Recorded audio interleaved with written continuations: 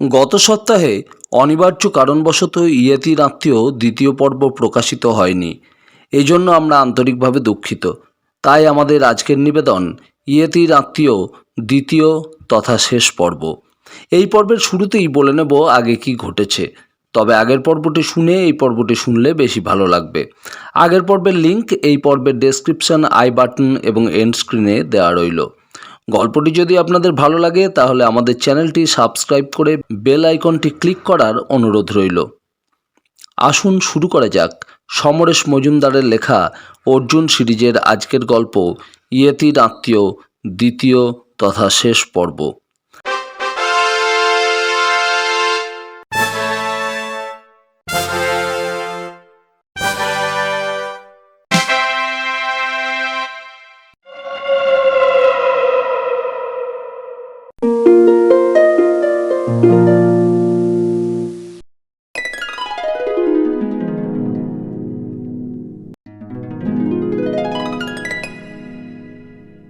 আগে যা ঘটেছে, অর্জুনকে হঠাৎই ডেকে পাঠান সুহাসিনী চা বাগানের ম্যানেজার ভানু ব্যানার্জি। ভানুদার কাছে অর্জুন জানতে পারে এডমন্ড হিলারির অভিযাত্রী দলের সদস্য জন তাঁর দলবল নিয়ে হাজির হয়ে যান নেপালে ইয়েতির ওপর ডকুমেন্টারি শ্যুট করার জন্য। অর্জুন এই দলের সাথে যোগ দেয়। নেপালে গিয়ে অর্জুন জানতে পারে এই অভিযাত্রী দল যেখানে ঘাঁটি গাড়বে তার কাছে একটি গ্রামের এক মন্দির থেকে চুরি গেছে সেখানে সংরক্ষিত ইয়েতির মাথা ও ছাল। ফলে গ্রামের লোকেরা খুবই ক্ষুব্ধ। তাদের কাছ থেকে কোনো সাহায্য পাওয়ার আশা এই অভিযাত্রী দলটির কাছে তাই সুদূর পড়া হতো। তাই জন অর্জুনকে প্রস্তাব দেয় অর্জুন যদি এই জিনিস দুটি খুঁজে দিতে পারে তাহলে সে পাবে $10,000। ওরা হেলিকপ্টারে পৌঁছে যায় গন্তব্যস্থলে। পরদিন অর্জুন রওনা দেয় নিকটবর্তী গ্রামের দিকে। গ্রামের সীমানায় গিয়ে অর্জুন চিৎকার করে নিজের অস্তিত্ব জানান দেয়। এরপর এই সময় 4 জন লোক পাহাড়ের আড়াল ছেড়ে এগিয়ে এলো তাদের দিকে। পাহাড়ের মানুষের মুখে আপাত সারল্য সব সময় থাকে। এদের দেখে শত্রু বলে মনে হলো না অর্জুনের। এরা কোন ভাষায় কথা বলে তা অর্জুনের জানা নেই। নেপালি হলে সে কাজ চালিয়ে দেবে, কিন্তু তাকে অবাক করে একজন হিন্দিতে জিজ্ঞেস করলো, থেকে এসেছ? আমি জলপাইগুড়িতে থাকি। অর্জুন সত্যি কথাই বলল। লোকগুলো মুখ চাওয়াচাই করলো নিজেদের মধ্যে। বোঝাই যাচ্ছে নামটা তারা কখনো শোনেননি। এদের সম্পর্কে যা জেনেছে তাতে তো পৃথিবীর বেশিরভাগ জায়গার নাম এদের শোনার কথা নয়। অর্জুন বলল, আমি আপনাদের সঙ্গে কথা বলতে এসেছি। তুমি কি কাঠমান্ডু থেকে হেঁটে এসেছ? না, ওই অভিযাত্রীদের সঙ্গে হেলিকপ্টারে এসেছি। ও, তাহলে তোমার সঙ্গে আমাদের কোনো কথা নেই। কেন? কারণ ওই সাদা চামড়ার লোকেদের আমরা বিশ্বাস করি না। কিন্তু আমার চামড়া তো সাদা নয়। লোকগুলো আবার নিজেদের মধ্যে কথা বলল। তারপর ইশারা করলো অর্জুনকে। ওদের অনুসরণ করে এগোতে গিয়ে অবাক হলো অর্জুন। ট্রানজিস্টার বাজছে, বিদেশি গানের সুর। এই গ্রামে বিদ্যুৎ থাকার কথা নয়, কিন্তু ব্যাটারি চালিত রেডিও এসে গিয়েছে। যারা ইদানিং কাঠমান্ডুতে যায় তাদের দৌলতেই এটা সম্ভব হয়েছে। বাচ্চা মেয়েরা তাকে দেখছিল আগ্রহ নিয়ে। পাথর এবং সিমেন্ট দিয়ে তৈরি কিছু বাড়ি নজরে এলো, বাকিগুলো কাঠের।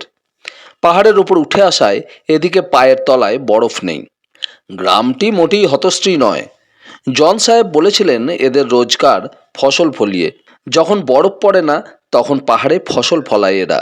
আর জঙ্গলের কাঠ তো রয়েইছে। একটা গুহার সামনে সুন্দর চাতালে 10-12 জন মানুষ বসেছিল।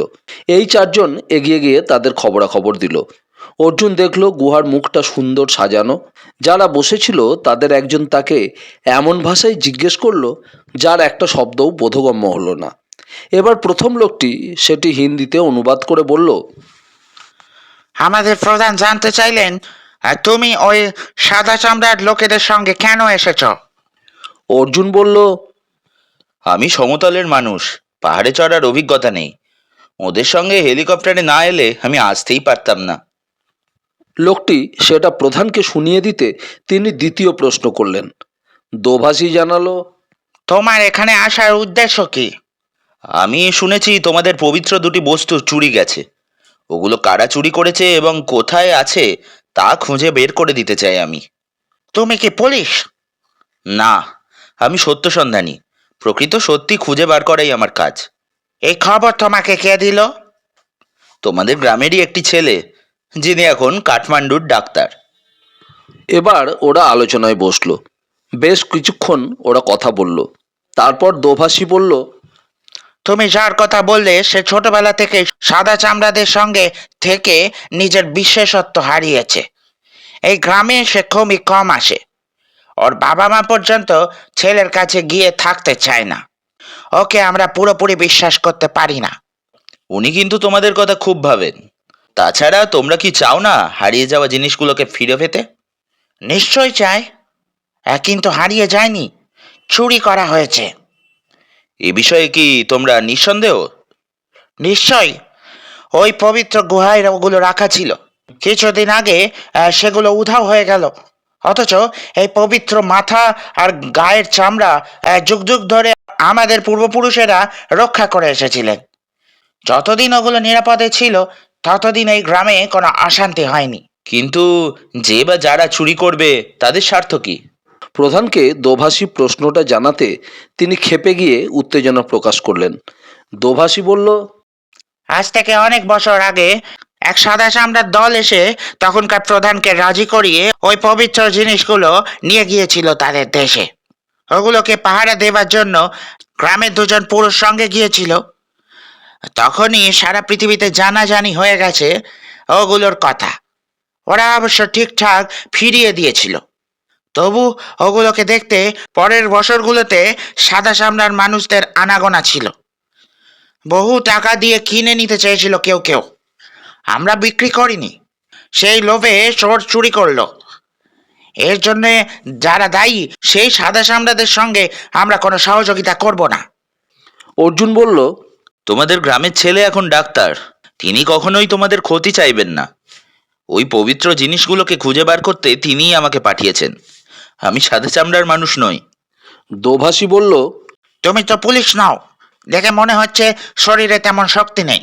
নিজেই বললে পাহাড়ে সরার অভিজ্ঞতাও নেই। তুমি কি করে খুঁজে বার করবে? অর্জুন চারপাশে তাকালো। একটা বিশাল পাথর দেখতে পেল সে। ওটাকে সরানো দূরের কথা, নড়াবার শক্তি তার নেই। সে জিজ্ঞেস করলো, আপনাদের গ্রামের কেউ ওই পাথরটাকে সরাতে পারবে? দোভাষী বলল, পাগল, কারোর ক্ষমতা নেই ওটাকে সরাবার। তিনটে মানুষ একসঙ্গে চেষ্টা করলেও পারবে না। কিন্তু আমি যদি সরিয়ে দিই? তুমি একা? দোভাষী জানাতেই সবাই হেসে উঠল। অর্জুন চারপাশে তাকালো। একটা কোদালের মতো জিনিস নজরে এলো। সে ওটাকে তুলে পাথরের পিছনে চলে এলো। বিরাট পাথর দাঁড়িয়ে আছে মাটির ওপর। সে কোদাল চালালো। সবাই ভিড় করে এলো তার চারপাশে। প্রায় মিনিট 15 লাগলো গর্তটাকে বড় করতে। একেবারে পাথরের ধার ঘেঁষে যতটা সম্ভব কাছে গর্তটাকে নিয়ে গেল সে। তারপর উল্টো দিকে গিয়ে সমস্ত শক্তি দিয়ে পাথরটাকে ঠেলতেই সেটা নড়ে কাত হয়ে গেল। সঙ্গে সঙ্গে জনতা গুনগুন করে উঠল। অর্জুন দোভাষীকে বলল, তাহলে দেখলে, শুধু শক্তি দিয়ে যেটা সম্ভব নয়, একটু বুদ্ধি খরচ করলেই সেটা সম্ভব। এই একটি ঘটনায় অর্জুনকে ওদের গ্রহণ করা সহজ হয়ে গেল। চাতালে বসিয়ে ওরা ওকে চামড়ি গায়ের দুধ খাওয়ালো। অর্জুন দোভাষীকে জিজ্ঞেস করলো, তোমাদের পবিত্র জিনিসগুলো চুরি হয়েছে কোনখান থেকে? ওকে ওরা গুহার মধ্যে নিয়ে গেল। সে অবাক হয়ে দেখল গুহার প্রান্তে বেদির ওপর বিশাল শিবলিঙ্গ প্রতিষ্ঠিত, অর্থাৎ এরা শৈব। কিন্তু চারপাশে বৌদ্ধ মন্দিরের স্মারক চিহ্ন ছড়ানো। ডান দিকে একটা উঁচু পাথর দেখালো দোভাষী। ইয়েতির মাথা এবং ছাল তার ওপর রাখা ছিল। বিদেশ থেকে ফেরার সময় একটা কাঁচের বাক্স আনা হয়েছিল। ওগুলো তার মধ্যে সংরক্ষিত ছিল। এই গুহায় ঢোকার অন্য কোনো পথ নেই। যে চুরি করেছে তাকে আসতে হবে সামনে দিয়েই। সন্ধ্যের আগে গুহার মুখ বন্ধ করে দেওয়া হয়। চুরি হয়েছে রাতেই, কারণ সকালে মন্দিরের দরজা খোলার পরই ওগুলোকে আর দেখা যায়নি। অথচ গুহার মুখ বন্ধ ছিল সারা রাত। অর্জুন জিজ্ঞেস করলো, এই গ্রামের সবাই কি এই মন্দিরে পুজোর জন্য আসেন? দোভাষী জানালো, হ্যাঁ, এখনো পর্যন্ত আসে। তবে আগের মতো সবাই পুজো দেয় না। বিশেষ করে যারা কাঠমান্ডুতে গিয়েছে তাদের কেউ কেউ আলাদা হয়ে গিয়েছে। পুজোর পুরোহিতকে? তিনি অসুস্থ, এই কারণে পুজো বন্ধ আছে। ওই পবিত্র জিনিসগুলো চুরি গিয়েছে বলে তিনি অসুস্থ হয়ে পড়েছেন। তিনি সুস্থ হলে আবার পুজো হবে। আর যদি মারা যান তাহলে নতুন পুরোহিত ঠিক করা হবে। আমি ওর সঙ্গে দেখা করতে পারি? গ্রাম প্রধানের সঙ্গে কথা বলে দোভাষী তাকে নিয়ে গেল যে বাড়িতে, তাকে ঠিক বাড়ি বলা চলে না। কাঠের ঘরটির অবস্থা খুবই করুণ, তবে ঢালু ছাদ এখনো মজবুত। সম্ভবত তুষারের চাপ সহ্য করার জন্যই ওটুকু রয়েছে। দরজা ভেজানো, দোভাষী সেটাকে ঠেলতেই খুলে গেল। ছোট্ট ঘরের ভেতর থেকে ভ্যাপসা গন্ধ বেরিয়ে এলো। দোভাষী তার নিজের ভাষায় কিছু বলে অর্জুনকে ইশারা করলো ভেতরে ঢুকতে। কোনো রকমে মাথা নিচু করে ভেতরে ঢুকতেই অর্জুন দেখতে পেল আপাদমস্তক কম্বল এবং ভেড়ার লোম সমেত চামড়ার নিচে কেউ শুয়ে আছে। লোকটির মাথার পাশে গালে হাত দিয়ে বসে আছে এক বৃদ্ধা। দোভাষী বলল, চলে যাওয়ার খবর শোনার পর থেকেই সেই যে জ্বর এসছে আর কমছে না। এখন জ্বর বেড়েছে, তাই কথা বলার শক্তি আর নেই। অর্জুন মুখ থেকে চাপা সরিয়ে দিতে বলল। দোভাষী সেটা জানাতে বৃদ্ধা কম্বল গলার ওপর নামিয়ে দিল। অর্জুন দেখল ভাঙাচোরা এক বৃদ্ধের মুখ শুকিয়ে গেছে, চোখ বন্ধ, নিঃশ্বাস পড়ছে দ্রুত। সে কপালে হাত দিয়ে দেখল জ্বর ভালোই। সে দোভাষীকে জিজ্ঞেস করলো, ওকে হাসপাতালে নিয়ে যাচ্ছ না কেন? দোভাষী বলল, 3 দিনের পথ, নিয়ে যেতে যেতেই মারা যাবে। তাহলে কোনো চিকিৎসা হচ্ছে না? হচ্ছে। পাশের গ্রামে একজন মানুষ আসেন যিনি গাছের পাতা, শিকড় এসব দিয়ে অসুখ সারান। আর তিনি এসে দেখে গেছেন 3 দিন আগে। তাঁর ওষুধই খাওয়ানো হচ্ছে। দোভাষী বলল, কিন্তু তাতে তো কোনো কাজ হচ্ছে না। কি করা যাবে? অভিশাপ লেগেছে এই গ্রামের ওপর। অর্জুন ঘর থেকে বেরিয়ে এলো। এবার গ্রামের মেয়ে, পুরুষ, বুড়োর দল যে যার বাড়ি থেকে বেরিয়ে তাকে দেখছে। অর্জুন তাদের দিকে তাকিয়ে হাত নাড়তে তারা হাসল। অর্জুন দোভাষীকে বলল, কাঠমান্ডুর হাসপাতালের ডাক্তার কোন বাড়িতে থাকতেন? ওর বাবা মা নিশ্চয়ই বেঁচে আছেন। তুমি সেখানে যেতে চাও? হ্যাঁ। দোভাষী তাকে নিয়ে এলো শেষ প্রান্তে। এখানে বরফ নেই, দূরে তুষারের মাঠ পড়ে রয়েছে। বাড়িটি সুন্দর, দেখলেই বোঝা যায় গৃহস্থের অবস্থা ভালো। বাড়ির সামনে কিছু গাছ লাগানো হয়েছে। দোভাষী ডাকতেই এক বৃদ্ধ বেরিয়ে এলেন। লম্বা মঙ্গোলিয়ান চোখ মুখ, কিন্তু হাঁটা চলায় অসুস্থতা ধরা পড়ে। দোভাষী বলল, ইনি ইংরেজি জানেন, বিদেশ থেকে ঘুরে এসেছেন। তুমি যার কথা বললে ইনি তার বাবা। অর্জুন ইংরেজিতে বলল, আমার নাম অর্জুন। আপনার ছেলের সঙ্গে আমার পরিচয় হয়েছে। আপনি যখন ইংরাজি জানেন তখন কথা বলতে অসুবিধা নেই। No English, only yes and no. No habit, Hindi থোড়া থোড়া। অর্জুন হিন্দিতে জিজ্ঞেস করলো, আপনি তো লন্ডনে গিয়েছিলেন। জি, কুইন্স হাউস, ভেরি বিগ। হাম আভি সিক, ভেরি সিক। কি হয়েছে আপনার? Heart attack. আশা, কুইন কি মরে গেছেন? খুব ভালো মেয়ে ছিলেন। না না, উনি ভালো আছেন। ওর ছেলের বউ মারা গিয়েছে। তা আপনি যখন অসুস্থ তখন ছেলের কাছে গিয়ে থাকেন না কেন? সেখানে তো ভালো চিকিৎসা হতো। এখানে তো ডাক্তারও নেই। না না, দিস ইজ গুড। এই জায়গা আমার জায়গা। এখান থেকে গেলে আমি মরে যাব। হাসলেন বৃদ্ধ। তাছাড়া এই অসুখের যা যা ওষুধ লাগে তা সব ছেলে আমাকে দিয়ে গিয়েছে। আপনি শুনেছেন নিশ্চয়ই মন্দির থেকে ইয়েতির মাথার চামড়া চুরি গিয়েছে। শুনেছেন? শুনেছি। Very sad. কাউকে সন্দেহ হয় আপনার? বৃদ্ধ একটু ভাবলেন, তারপর বললেন, যার খুব টাকার লোভ সেই নিয়েছে। হিলারি বলেছিল ওগুলো ভাল্লুকের, ইয়েতি বলে কিছু নেই। কিন্তু তবু লোকে বিশ্বাস করে যে ওটা ইয়েতি। যারা বিশ্বাস করে তাদের কাছে বিক্রি করলে লোভী লোকেরা প্রচুর টাকা পাবে। এই লোভী লোকেদের নাম বলতে পারেন? কি করে বলবো এখন কার লোভ হচ্ছে? এই যে এ এরও লোভ হতে পারে। এখন তো সব কাঠমান্ডুতে গিয়ে সিনেমা দেখে। ওগুলো চুরি গিয়েছে বলে গ্রামের সবাই সাদা চামড়াদের ওপর রেগে গেছে, কিন্তু তারা তো চুরি করেনি। আপনার কি মনে হয়? আমি জানি না। আপনি তো বিদেশ গিয়েছিলেন ওগুলো নিয়ে, তখন কেউ চুরি করতে পারেনি। এত বছর পর চুরি হলো। সাদা চামড়ার লোক কি চুরি করতে এত বছর অপেক্ষা করতো? কি মনে হয়? আমি জানি না, শুধু জানি ওরা যেসব জায়গায় থাকে সেখানে কোনো মানুষ থাকতে পারে না। রাস্তায় চলতে গেলে একের সঙ্গে অন্যের ধাক্কা লেগে যায়। ওরকম জায়গায় মানুষ ভালো হতে পারে না। তাহলে ওদের কুইনকে ভালো মেয়ে বললেন কেন? হো হো, কুইন যে বাড়িতে থাকে সেখানে তার ভিড় নেই। বিশাল বাড়ি, বাগান, অত বড় বড় ঘর। দোভাষী চুপচাপ শুনছিল। এবার সে তাড়া দিল ফেরার জন্য। অর্জুনের মনে পড়ল বৃদ্ধ একটু আগে বলেছেন যে তার ছেলে অনেক ওষুধ দিয়ে গেছে। সে বলল, আপনার ছেলে কি কি ওষুধ দিয়েছে দেখতে পারি? বৃদ্ধ কোনো রকমে ঘরে গেলেন। তারপর ফিরে এলেন একটা টিনের বাক্স নিয়ে।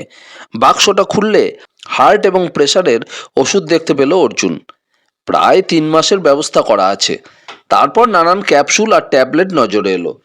তা থেকে 2টো ক্রোসিন ট্যাবলেট তুলে নিয়ে বাক্সটা ফেরত দিল অর্জুন।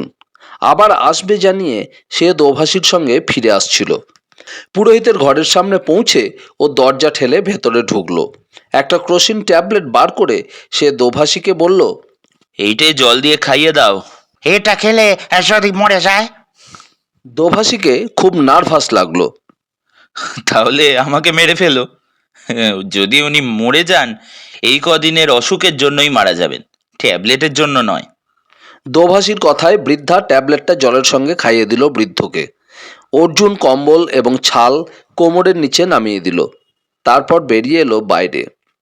গুহার কাছে ফিরে এসে অর্জুন দোভাষীকে বলল, এই গ্রামের যেসব ছেলে কাঠমান্ডুতে গিয়েছে তারা সবাই এখন এখানে আছে? হ্যাঁ। দোভাষী মাথা নাড়ল। চুরির পর কেউ গ্রাম থেকে নিরুদ্দেশ হয়নি? হলে তো আমরা তাকে ঈশ্বর বলে বুঝতে পারতাম। যে লোকটি খবর দিতে গিয়েছিল সে কি ফিরে এসেছে? হ্যাঁ, গতকাল ফিরেছে। আপনারা কাকে সন্দেহ করেন? কারো নামটা বলতে পারবো না, তবে এর পেছনে সাদা সামরাদের বুদ্ধি আসে। ওদের একটা দল সরে যাওয়ার পরই গ্রামের এত কাছে তাঁবু ফেললো কেন? নিশ্চয়ই পবিত্র জিনিসগুলোকে সোর কাছে পিঠের বরফের মধ্যেই লুকিয়ে রেখেছিল। ওরা সেটা জানে, তাই নিতে এসেছে। অর্জুন হেসে ফেলল। দোভাষী রেগে গেল। হাসছো কেন? দেখো, ওদের এই অভিযানের প্রস্তুতি শুরু হয়েছিল 1 বছর আগে থেকে। এখানে আসতে যেসব অনুমতি পাওয়া দরকার তার ব্যবস্থা করতে সময় লেগেছিল। তোমাদের পবিত্র জিনিসগুলো যদি চুরি না হতো তাহলেও ওরা আসতো। এই আসার সঙ্গে চুরির কোনো সম্পর্ক নেই। ওরা এসেছে তুষার ভাল্লুকের ছবি তুলতে। অর্জুন ধীরে ধীরে লোকটাকে বোঝাতে চেষ্টা করলো। তুষার ভাল্লুক? তার ছবি তুলবে ওরা? হ্যাঁ, তাতে নিশ্চয়ই তোমাদের কোনো আপত্তি নেই। দোভাষী গুহার সামনে বসা মানুষগুলোকে খবরটা জানাতে তারা হো হো করে হেসে উঠল। দোভাষী বলল, যাক, আমাদের কাজটা সহজ হয়ে গেল। আমাদের আর কিছুই করতে হবে না। তার মানে?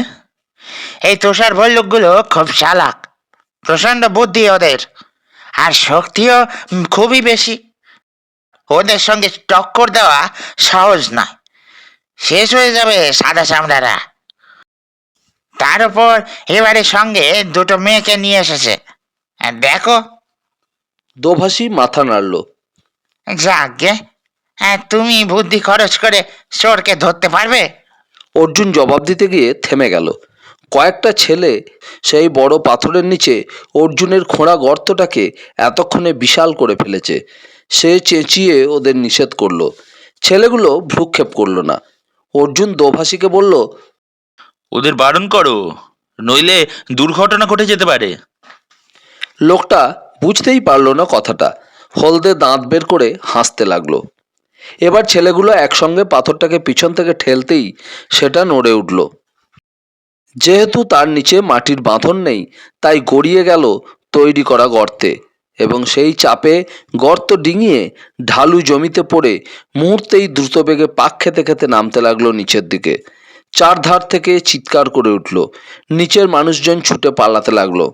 একটা মুরগি পালাতে পারল না। অনেক ভাঙচুর করে পাথরটা নিচে বরফের ওপর যখন আছড়ে পড়ল, তখন দেখা গেল মুরগির শরীরটা কাগজের মতো মাটির ওপর আটকে আছে। ওর যে রক্ত মাংস হাড় ছিল তার বোঝা যাচ্ছে না। চারপাশের মানুষ যেন মুখ হয়ে গেছে, কারো যেন সাড় নেই। অর্জুন বলল, আমি ওদের নিষেধ করেছিলাম, তুমিও তো কিছু বললে না। ভাগ্য ভালো কোনো মানুষ ওই পাথরের সামনে পড়েনি। দোভাষী কিছু বলার আগেই গ্রাম প্রধানরা চিৎকার করে উঠল। সবাই দুহাত আকাশে ছুঁড়ে কিছু বলছে। সেটা যে উল্লাসের অভিব্যক্তি তা বুঝতে সময় লাগলো। লোকগুলো ছুটে এসে অর্জুনের সামনে হাত জোর করে দাঁড়ালো। দোভাষী বলল, আমরা তোমার কাছে কৃতজ্ঞ। কেন? আমরা তো বটেই, আমাদের পূর্বপুরুষরাও জ্ঞান হওয়ার পর থেকেই ওই পাথরটাকে ওখানেই দেখে আসছে। আমরা সবাই জানি যে ওটা একটা শয়তান। এই মন্দিরের বাইরে শয়তানটা যুগ যুগ ধরে বসে আছে। যখনই কেউ ঝগড়া আর মারপিট করে, তখনই দেখা গেছে পাথরটার পাশে এসে গিয়েছিল। আমাদের কারোর ক্ষমতা হয়নি এটাকে সরাবার। তোমার জন্য শয়তানটাকে গ্রাম থেকে দূরে বরফের মধ্যে পাঠিয়ে দেওয়া সম্ভব হলো। এখন ও ক্ষতি করবে যারা বরফের ওপর বাস করে তাদের। তুমি আমাদের খুব উপকার করেছো। এরকম কাকতালীয় ঘটনা অর্জুন কল্পনা করেনি। এক লহমাতে সে গ্রামের মানুষের প্রিয়জন হয়ে গেল। প্রধানের নির্দেশে এক গটি দুধ আর চামড়ি গায়ের দুধ থেকে তৈরি শক্ত ছুরপি পরিবেশন করা হলো। খিদে পেয়ে গিয়েছিল অর্জুনের। কৌতূহলী দৃষ্টিগুলো নস্যাৎ করে সে খেয়ে নিল। প্রধানের সঙ্গে কথা বলে দোভাষী বলল, আমরা এখন বিশ্বাস করি যে তুমি চোর ধরে দিতে পারবে। আর যেহেতু তুমি ওই সাদা সামরাদের সঙ্গে এসেছো, তাই এবার ওদের কোনো ক্ষতিও করব না আমরা। তবে তুমি ওদের বলে দিও আমাদের গ্রামে যেন না ঢোকে। অর্জুন জিজ্ঞেস করল, ওই দলের দুই ভদ্রমহিলা যদি আসতে চান? দোভাষী আবার আলোচনা করতে গেল। ওদের ভাষা না বুঝলেও অনুমান করা যাচ্ছে ওরা একমত হচ্ছে না। শেষ পর্যন্ত দোভাষী ফিরে এসে বলল, মেয়েদের আমরা শ্রদ্ধা করি, তাদের ওপর আমাদের কোনো রাগ নেই। তবে তুমি যদি সঙ্গে থাকো, তাহলেই আমরা মেয়েদের এখানে আসতে দিতে পারি। অর্জুন যখন তাঁবুতে ফিরে এলো তখন বেলা 12টা। অতটা পথ বরফ ভেঙে এলেও এবার তার তেমন কষ্ট হয়নি। লোকগুলোর দেওয়া ছুরপির একটা টুকরো তখন গালে ছিল। বস্তুটি দুগ্ধজাত, কিন্তু প্রচণ্ড শক্ত। মুখে রাখলে একটা স্বাদ পাওয়া যায়, গলে খুব ধীরে ধীরে। নরম হয় অনেকক্ষণ রাখার পর। অর্জুনের মনে হলো এই বস্তুটি নিশ্চয়ই বাড়তি এনার্জি যোগায়। ক্যাম্পে কেউ ফিরে আসেনি। এখন মাথার ওপর সূর্য এবং খুব হালকা রোদ। শেরপা দুজন এগিয়ে এলো। একজন জিজ্ঞেস করলো, কত দূরে গিয়েছিলেন স্যার? গ্রামে। আপনি একা গিয়েছিলেন বলে আমরা চিন্তা করছিলাম। Thank you. অর্জুন মাথা নেড়ে দেখলো জুডি তার তাঁবু থেকে বেরিয়ে এসে আকাশের দিকে তাকালো। ওর মুখ দেখেই বোঝা যাচ্ছে মেজাজ ভালো নেই। অর্জুন এগিয়ে গেল। একা একা খুব বিরক্ত লাগছে, তাই না? সেটাই স্বাভাবিক। আমি তোমার কাছে একটা সাহায্য চাই। জুডি কথা না বলে তাকালো, দৃষ্টিতে প্রশ্ন। আমি কাছাকাছি একটা গ্রামে গিয়েছিলাম। সেখানকার মানুষগুলো এমনিতে স্বাস্থ্য সম্পর্কে সচেতন নয়, কিন্তু এক বৃদ্ধ পুরোহিত প্রচণ্ড অসুস্থ, গায়ে বেশ জ্বর। এদের এখানে চিকিৎসা করা হয় আদিম পদ্ধতিতে। অত জ্বর দেখে আমি একটা ক্রোসিন ট্যাবলেট খাইয়ে দিয়েছি। অর্জুন বলল। ক্রোসিন ট্যাবলেট? জুডি অবাক হয়ে জিজ্ঞেস করলো, এটা এক ধরনের প্যারাসিটামল দেওয়া অ্যানালজেসিক ট্যাবলেট। তুমি কি ডাক্তারি পড়েছো? না। তার সাথে ওষুধ দিয়ে দিলে? অর্জুন জানে জুডি ঠিক কথা বলছে, কিন্তু এদেশের মানুষ সামান্য জ্বরজারিতে কিছু নিরীহ ওষুধ খেয়েই থাকে। সামান্য পেট খারাপ হলে কেউ ডাক্তারের কাছে যায় না। কিন্তু জুডিকে এসব কথা বোঝানো বৃথা। সে বলল, আমি জানতাম জ্বর বেশি হলে ওষুধটা কাজে দেয়। কি ধরনের জ্বর? যদি অন্য কোনো ইনফেকশন হয় তাহলে? তাহলে তো কোনো কাজই দেবে না। আমাদের প্রত্যেকের নিজের এখতিয়ারের মধ্যে থাকা উচিত। জুডি মাথা নাড়ল। সরি, এটা সবসময় সত্যি নয়। আমি যদি দেখি এই মুহূর্তে তুমি অক্সিজেনের অভাবে মারা যাচ্ছ, যেহেতু আমি ডাক্তার নই, তাই অক্সিজেন মাস্ক তোমার মুখে লাগিয়ে দেব না। তুমি মারা গেলেও আমার এখতিয়ারের বাইরে যাব না। যে লোকটাকে ওষুধ দিয়েছি তার পেটে এখনো পর্যন্ত কোনো ওষুধ পড়েনি। ও ওইভাবে ভুগে মরে গেলেও ওষুধ পড়বে না। বরং ট্যাবলেটটা খেয়ে যদি ওর একটুও উপকার হয়, তাহলে ওর অনেক উপকার হবে। জুডি অবাক হয়ে অর্জুনের দিকে তাকিয়েছিল। অর্জুন বলল, তুমি ডাক্তার, লোকটাকে একবার দেখবে? জুডি অন্যদিকে তাকালো। আমার যেতে কোনো আপত্তি নেই, তবে জনের অনুমতি চাই। ঠিক আছে, জন এলে ওকে বলবো। অর্জুন নিজেদের তাঁবুতে চলে এলো। জুডি তাকে পছন্দ করছে না কেন? ডানার মতো সহজ মেয়েও নয়, প্রথম থেকেই দূরত্ব রেখে চলছে। জন যদি আপত্তি করে তাহলে আর কি করা যাবে? চেয়ারে বসে অর্জুন সমস্ত ঘটনাটা ভাবার চেষ্টা করলো। আজ গ্রামে গিয়ে একটাই উপকার হয়েছে, ওরা তাকে বন্ধু হিসাবে গ্রহণ করেছে। কিন্তু মুন্ডু এবং চামড়া, যা গ্রামের মানুষের কাছে পবিত্র জিনিস, তা কে কীভাবে চুরি করলো তার বিন্দুমাত্র হদিশ পায়নি। এ যেন সমুদ্রে পড়ে যাওয়া একটা আধুলিকে খুঁজে বের করা। গ্রামের লোকগুলোকে দেখে বোঝাই যায় ওরা অসৎ নয়, অন্তত নিজেরা যা পবিত্র মনে করে তা টাকার লোভে বাইরের লোকের কাছে বিক্রি করবে না। বিক্রি যদি করেও, তাহলে সেই টাকা রাখার এবং খরচ করার কোনো রাস্তা ওদের জানা নেই। একটা মস্ত পাথরকেই যারা শয়তান বলে মনে করে, তাদের ধূর্ত বলা চলে না। অর্জুনের মনে হলো পুরোহিতের কথা। ঘটনাটার দিন থেকেই লোকটা অসুস্থ হয়ে পড়েছে। কেন? তবে কি ও এমন কিছুর সাক্ষী যার জন্য প্রচণ্ড মানসিক ধাক্কা খেয়েছে এবং সেই কারণেই অসুস্থতা? অর্জুন সঙ্গে সঙ্গে ভাবনাটাকে বাতিল করলো। প্রথম চিন্তায় যে ভাবনা মাথায় আসে সেটাকে আঁকড়ে ধরলে বেশিরভাগ ক্ষেত্রেই ভুল পথে হাঁটতে হয়। আসতে পারি? অর্জুন দেখলো জুডি দরজায় দাঁড়িয়ে আছে। নিশ্চয়ই, এসো। দ্বিতীয় খালি চেয়ারটা দেখিয়ে দিল অর্জুন। I am sorry. ঠিক আছে। আসলে আমি খুব ডিস্টার্বড।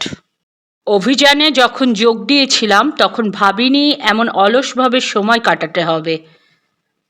এখানে আমার কিছুই করার নেই যতক্ষণ কেউ অসুস্থ না হয়। অথচ ডানাকে দেখো, সবাই ব্যস্ত ওকে নিয়ে। ওর সাফল্যর ওপর ওই অভিযানের সাফল্য নির্ভর করছে। নিঃশ্বাস ফেলল জুডি। ব্যাপারটা তুমি অন্যভাবেও দেখতে পারো। কী রকম? তোমার ওপর অভিযান নির্ভর করে আছে। ধরো, ডানা বা জন খুব অসুস্থ হয়ে পড়লো। তুমি যদি চিকিৎসা করে ওদের সুস্থ করতে না পারো, তাহলে তো অভিযানই বাতিল হয়ে যাবে, তাই না? তা ঠিক, কিন্তু আমি কখনোই চাই না ওরা অসুস্থ হোক। এই সময় বাইরে কথাবার্তা শোনা গেল। ওরা বাইরে এসে দেখলো দলের সবাই ফিরে এসেছে। জন এগিয়ে এলেন। খেয়েছিলে? হ্যাঁ। কিরকম দেখলে? তোমাদের ওপর খুব রেগে আছে ওরা। ভাবছে তোমরাই ওগুলো চুরি করিয়েছ।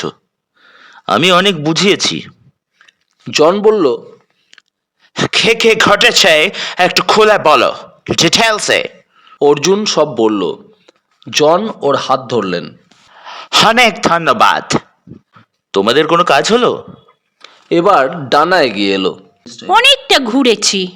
তুষার ভাল্লুকরা বোধহয় আগেই খবর নিয়েছিল, কেউ ছবি তুলতে এগিয়ে আসেনি। জন বললেন, রাবিশ। আমি দুটো ভাল্লুকের পায়ের ছাপ দেখতে পেয়েছি। 4টে পা নয়, 2টো পায়ের ছাপ।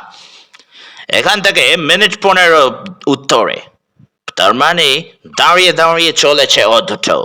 রাত্রে তুষার পড়েছে, দিনের বেলা টাটকা ছাপ নজরে আসেনি। এর থেকে প্রমাণিত হয় ওরা মাইল 2 মধ্যেই আছে। এখন শুধু সুযোগের অপেক্ষা করতে হবে আমাদের। তুমি আবার কবে গ্রামে যাবে? অর্জুন বলল, আমি আজই যেতে চাই। কেন? ওই পুরোহিতটাকে বাঁচাতেই হবে। কিন্তু লোকটার অসুখ কি তা তো জানো না। সেই জন্য জুডিকে নিয়ে যেতে চাই। জুডিকে? না না, না কেন? ওরা আমাদের পছন্দ করছে না, জুডির ক্ষতি করতে পারে। আমি কথা দিচ্ছি সেটা হবে না। তাছাড়া জুডি খুব নিয়ম মেনে চলে। আমার সঙ্গে চুক্তি হয়েছে অভিযানের সদস্যদের সে চিকিৎসা করবে। বাইরের লোককে দেখতে আমি তাকে বাধ্য করতে পারি না। জুডি যদি নিজে যেতে রাজি হয়? জন অবাক হয়ে তাকালেন। তাই নাকি? তাহলে যাও তোমরা। খাওয়া দাওয়া শেষ করে ওরা রওনা হলো। ডানার খুব ইচ্ছে ছিল সঙ্গে যাওয়ার, কিন্তু জন নিষেধ করলেন। সকালে এতটা পরিশ্রম করার পর আবার বরফ ঠেঙিয়ে যাওয়া ঠিক হবে না। আগামীকাল ভোরের আগেই বেরোতে হবে তাদের। এখানে সন্ধে নামে ঝুপ করে, তবু হাতে ঘন্টা তিনেক সময় আছে। জুডির ওষুধের বাক্সটা অর্জুন বয়ে নিয়ে যাচ্ছিল। প্রথম প্রথম হাঁটার সময় জুডি ফানি, ইন্টারেস্টিং ইত্যাদি শব্দ বলছিল, কিন্তু কিছুক্ষণের মধ্যেই সে চুপ করে গেল। অর্জুন ঘড়ি দেখল, একটু একটু করে তাদের ওপরে উঠতে হচ্ছে।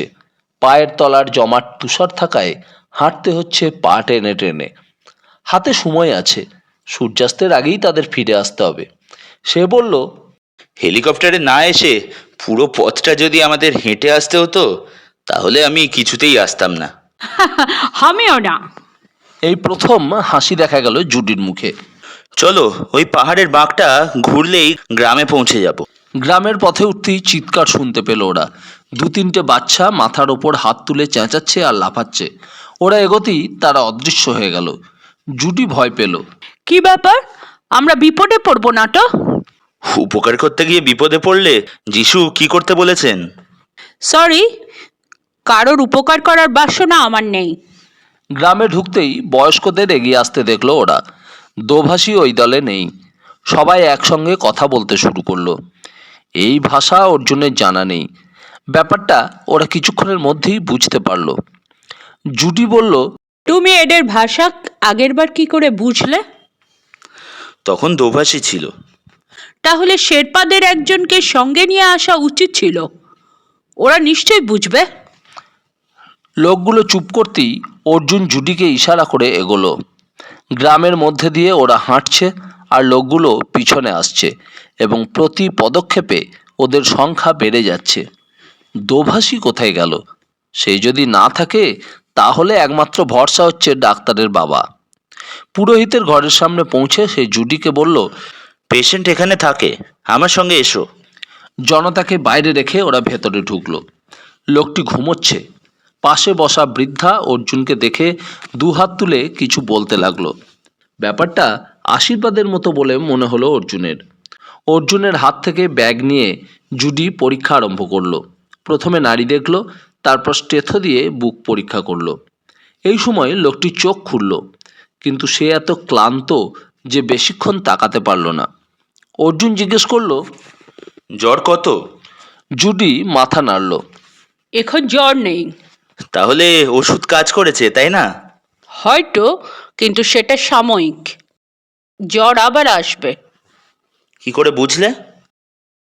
ওর বুকে কফ বসে আছে, হার্টবিট নর্মাল নয়, এখনই রক্ত পরীক্ষা করা দরকার। বলেই জুডির খেয়াল হলো, সেটা তো এখানে সম্ভব নয়। হসপিটাল কত দূরে? সেখানে নিয়ে যাওয়া যায় না? একদিনে পৌঁছানো যাবে না।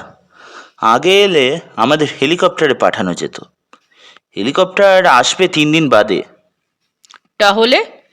জুডিকে চিন্তিত দেখালো। এভারেস্টের 100 গজ নিচে যদি কেউ অসুস্থ হয়, ডাক্তার হিসেবে তার চিকিৎসা যেভাবে করবে, এর ক্ষেত্রেও তাই করো। অর্জুনের দিক থেকে মুখ ফিরিয়ে জুডি লোকটার চোখের পাতা সরিয়ে টর্চ দিয়ে দেখলো। তারপর পেট টিপতে লাগলো। লোকটা বলল, ওহ। জুডি ইংরাজিতে জিজ্ঞেস করলো, কোথায় ব্যথা লাগছে? এখানে? অর্জুন হেসে ফেলে অবাক হলো। জুডি দ্বিতীয়বার চাপ দিতেই লোকটা মাথা নাড়ল। হ্যাঁ, ওখানেই তার লাগছে। এই সময় ঘরে ঢুকলেন বৃদ্ধ। অর্জুন বলল, আপনি এত দূর আসতে পারলেন? না, সে তো আর উপায় নেই। যে লোকটা হিন্দি জানতো সে গিয়েছে 7 মাইল দূরের গ্রামে। এদের কথা তোমরা বুঝতে পারছো না বলে বাধ্য হয়ে আমাকে ডেকে এনেছে। এমনিতে এরা আমাকে পছন্দ করে না। চুরি যাবার পর তো এক ঘরে করে রেখেছে। কেন? আমার ছেলে সাহেবদের স্কুলে পড়েছে, ডাক্তার হয়েছে, গ্রামের বাইরে জন্মেছে। আমি একটু ইংরাজি জানি, তাই ছেলে কত বলেছে তার ওখানে গিয়ে থাকতে, কিন্তু আমি যাব না। এই গ্রাম আমার প্রাণ, এইখানেই জন্মেছি আর এইখানেই মরতে চাই। অর্জুন বৃদ্ধের সঙ্গে জুডির আলাপ করিয়ে দিল। বৃদ্ধ গম্ভীর গলায় প্রশ্ন করল, you doctor? Yes. Married? No. Good. তারপর পুরোহিতকে দেখিয়ে জিজ্ঞেস করলেন, ব্যাড? ইয়েস। জুডি মাথা নাড়ল। বৃদ্ধ এবার অর্জুনের দিকে তাকিয়ে হিন্দিতে বলল, এই যে শুনলাম তোমার দেওয়া ওষুধ খেয়ে ও ভালো হয়ে গিয়েছে, জ্বর সেরে গিয়েছে। আমি বললাম ওই ওষুধ আমার ছেলে আমাকে দিয়েছিল। তাহলে ইনি ডাক্তার, যা বলছেন ঠিকই বলছেন। বৃদ্ধ গম্ভীর ভঙ্গিতে মাথা নাড়লেন। ওর ইংরাজির শব্দভাণ্ডার শেষ হয়ে গিয়েছে। জুডি ইংরাজিতে জিজ্ঞেস করল, একে কি খাওয়ানো হচ্ছে? বৃদ্ধ বুঝতেই পারলেন না কথাগুলো। অর্জুন হিন্দিতে বলতে তিনি পুরোহিতের পাশে বসা মহিলাকে প্রশ্নটা করলেন। জবাব শুনে জানালেন, জল ছাড়া কিছুই খেতে চাইছেন না। জুডি বলল, একে বলো মাংসের স্টু করতে, আর 4 ঘন্টা অন্তর অন্তর 1 কাপ করে স্টু খাওয়াবে। কাল যদি জ্বর না আসে মশলা ছাড়া সেদ্ধ খাবার দেবে। এর লিভারে ব্যথা হয়েছে, কোনো রকম পরীক্ষা ছাড়া রোগ ধরা সম্ভব নয়। হার্টের কন্ডিশনও ভালো নয়। জ্বর না এলে যেন ঘরের বাইরে যায়। এই ঘরে দেখছি হাওয়া ঢোকার উপায় নেই। কথা শেষ করে জুডি ব্যাগ থেকে শিশি বের করে ইঞ্জেকশন তৈরি করলো। তারপর লোকটার হাতে ওষুধ ঢুকিয়ে দিল। মুখে একটু ভাঁজ পড়ল লোকটার। একবার তাকালো। বৃদ্ধ তাকে ওদের ভাষায় বোধহয় সান্ত্বনা দিল। জুডি 4টে ক্যাপসুল বের করে অর্জুনের হাতে দিল। আজ দুটো একসঙ্গে স্যুপ খাওয়ানোর পর, আর কাল সকালে কিছু খাইয়ে খাওয়াতে হবে। অর্জুন বৃদ্ধকে সব বুঝিয়ে দিল, এমনকি স্যুপ কী করে তৈরি করতে হবে সে কথাও। বৃদ্ধ সেটা তর্জমা করে দিলে মহিলা মাথা নেড়ে ক্যাপসুলগুলো হাত পেতে নিল। বাইরে বেরিয়ে আসতে প্রধান এগিয়ে এসে 3বার মাথা ঝুঁকিয়ে কিছু বলল। বৃদ্ধ তর্জমা করল, প্রধান বলছে তোমার কাছে সবাই কৃতজ্ঞ। তুমি এক বেলাতেই পুরোহিতের জ্বর সারিয়ে দিয়েছো। এখন থেকে তোমাকে ওরা বন্ধু বলেই মনে করছে। তাই তোমাদের কিছু খাওয়াতে চাই সবাই। অর্জুন বলল, অনেক ধন্যবাদ, কিন্তু আমরা দুপুরের খাবার খেয়েই এসেছি। তাছাড়া সন্ধ্যের আগে ফিরতে হবে। বৃদ্ধের তর্জমায় কান দিল না লোকগুলো। ওদের নিয়ে আসা হলো মন্দিরের সামনে। বসার জায়গা এনে দিল। মেয়েরা জুটিকে দেখছিল কৌতূহলী চোখে। কেউ কেউ এগিয়ে এসে ওর গায়ে হাত বোলালো। জুডি বিব্রত হলেও মুখে হাসি রেখেছিল। এই সময় খাদ্যদ্রব্য এলো। বড় বড় ঘটিতে চামড়ি গরুর দুধ, পোড়া মাংস আর প্রচুর পরিমাণে ছুরপি। অর্জুনের অনুরোধে দুধে চুমুক দিয়ে ছুরপি নিল জুডি। অর্জুনও মাংস খেলো না, অনেক সাদাসাদিতেও নয়। এ কোন প্রাণীর মাংস আন্দাজ করা মুশকিল। আকৃতি দেখে বোঝাই যাচ্ছে প্রাণীটি ছোট নয়। দুধটাও শেষ করতে পারল না ওরা। ছুরপিগুলো পকেটে রেখে রওনা হলো ওরা। অর্জুন দেখল 4জন গ্রামবাসী ওদের সঙ্গে চলেছে। প্রচুর পরিমাণে শীতবস্ত্র পরে ওদের দিকে তাকিয়ে সংকোচ হচ্ছিল তার। কম্বল জাতীয় বস্তু শরীরে জড়িয়ে হাঁটছে। মাথায় কিছু নেই, পায়ে টায়ারের চটি। ওরা ওদের এগিয়ে দিতে চলেছে বুঝতে পেরে নিষেধ করলো অর্জুন। ওরা শুনছিল না। অনেক চেষ্টার পর ওদের ফেরত পাঠাতে পারল সে। জুডি চুপচাপ দেখছিল। ওরা চলে যেতে সে বলল, আমি না বলে পারছি না, এই মানুষগুলোর মন খুবই ভালো। অর্জুন বলল, চিরকালই নিঃস্ব মানুষরা ভালো হয়। কেন? ওদের মনে জটিলতা থাকে না। জন বলছিল ওরা আমাদের ওপর রেগে আছে, হয়তো ক্ষতি করতে পারে, কিন্তু কিছুই করলো না। জুডি হাঁটতে হাঁটতে বলল। উপকার পেলে এরা মনে রাগ পুষে রাখে না। জুডি হাসলো। আচ্ছা, তুমি কি প্রাইভেট ডিটেকটিভ? জন যখন বলেছিল তখন আমি ভেবেছিলাম শার্লক হোমসের মতো কেউ পাইপ হাতে আসবে। তোমাকে দেখে আমি খুব হতাশ হয়েছিলাম। তুমি ওদের চুরি হয়ে যাওয়া জিনিসগুলো উদ্ধার করতে পারবে? জানি না, আজ দুবার ওখানে গিয়েছিলাম, কিন্তু কোনো ক্লু পাইনি। তাহলে দেখা যাক ভাগ্যে কি আছে। আচ্ছা, গল্পের বইয়ে দেখেছি গোয়েন্দারা কখনো ব্যর্থ হয় না, তাই না? ব্যর্থ হলে পাঠক সেই গোয়েন্দার গল্প আর পড়বে না। তুমি কি কখনো ব্যর্থ হয়েছো? অনেকবার, তবে আমার ভাগ্য ভালো, সেগুলো প্রচারিত হয়নি। দিনটা দ্রুত ফুরিয়ে যাচ্ছিল। সূর্যদেব পশ্চিমের আকাশে আরও কিছুক্ষণ হয়তো থাকবেন, কিন্তু পাহাড় তাকে আড়াল করে দিয়েছে ইতিমধ্যে। অর্জুন দেখল হঠাৎ বরফের চেহারা বদলে গেল। অপূর্ব এক মায়াময় আলো এখন চারপাশে ছড়িয়ে। এই আলোতে কোনো তেজ নেই, নেতানো মিয়ে যাওয়া মুড়ির মতো অস্বস্তিকর। অর্জুন বলল, তাড়াতাড়ি, সন্ধে নেমে গেলে খুব মুশকিল হবে। কি হবে? রাস্তা হারিয়ে ফেললে সারা রাত এখানে বেঁচে থাকবো না। এখানে রাস্তা কোথায়? বাহ, আমাদের পায়ের ছাপ দেখতে পাচ্ছ না? তখনও ক্যাম্প নজরে পড়ছে না। হঠাৎ জুডি দাঁড়িয়ে গেল। অর্জুন পিছনে ছিল। জিজ্ঞেস করলো, কি হলো? কোন দিকে যাব? এদিকেও ছাপ, ওদিকেও ছাপ। অর্জুন দেখতে পেল নরম বরফে পায়ের ছাপ পড়েছে। দুদিকে দুটো লাইন। ডান দিকের ছাপটা এই অবধি এসে আবার ফিরে গিয়েছে। সেই ছাপ মানুষের পায়ের নয়। অর্জুন বলল, একটু ওপাশে গিয়ে দেখি, এসো। ওটা তো আমাদের পায়ের ছাপ নয়। না। ওরা খানিকটা হেঁটে একটা বরফের টিলার ওপর উঠে এলো। সামনেই পাহাড়, মাঝখানে দুটো ফুটবল মাঠের মতো জায়গা বরফে ঢাকা। হঠাৎ জুডি অর্জুনের হাত শক্ত করে চেপে ধরে চাপা গলায় বলল, লুক লুক। জুডির হাত লক্ষ্য করে অর্জুন দেখল বরফের ওপর একটা কালো প্রাণী হেঁটে যাচ্ছে। আলো কমে যাওয়ায় এবং দূরত্ব থাকায় স্পষ্ট দেখতে পাওয়া যাচ্ছে না, কিন্তু প্রাণীটি তাদের দিকে পিছন ফিরে হেঁটে আচমকা কোথায় মিলিয়ে গেল। জুডি চিৎকার করে উঠল, Yeti! I am sure it's Yeti. Arjun কোনো কথা বলতে পারল না। নিজের চোখে সে অবিশ্বাস করবে কি করে। জুডি বলল, তাড়াতাড়ি ফিরে চলো, জনকে বলতে হবে ব্যাপারটা। এখনই যদি পায়ের চিহ্ন ধরে খোঁজা যায় তাহলে পৃথিবীর আশ্চর্যতম আবিষ্কারটা করে ফেলবো আমরা। ক্যাম্পে পৌঁছবার শেষ দিকটায় প্রায় অন্ধকারে হাতড়াতে হয়েছিল। তাঁবুর আলো তাদের পৌঁছতে সাহায্য করলো। জন খুব উত্তেজিত হয়ে বললেন, হে কি কাণ্ড, তোমরা এত দেরি করলে? চিন্তায় আমার মাথা খারাপ হবার জোগাড়। এখনই আমরা রওনা হচ্ছিলাম তোমাদের খুঁজতে। ওরা কি তোমাদের আটকে রেখেছিল? জুডি প্রবলভাবে মাথা নাড়ল। নো নো, ওরা খুব ভালো লোক।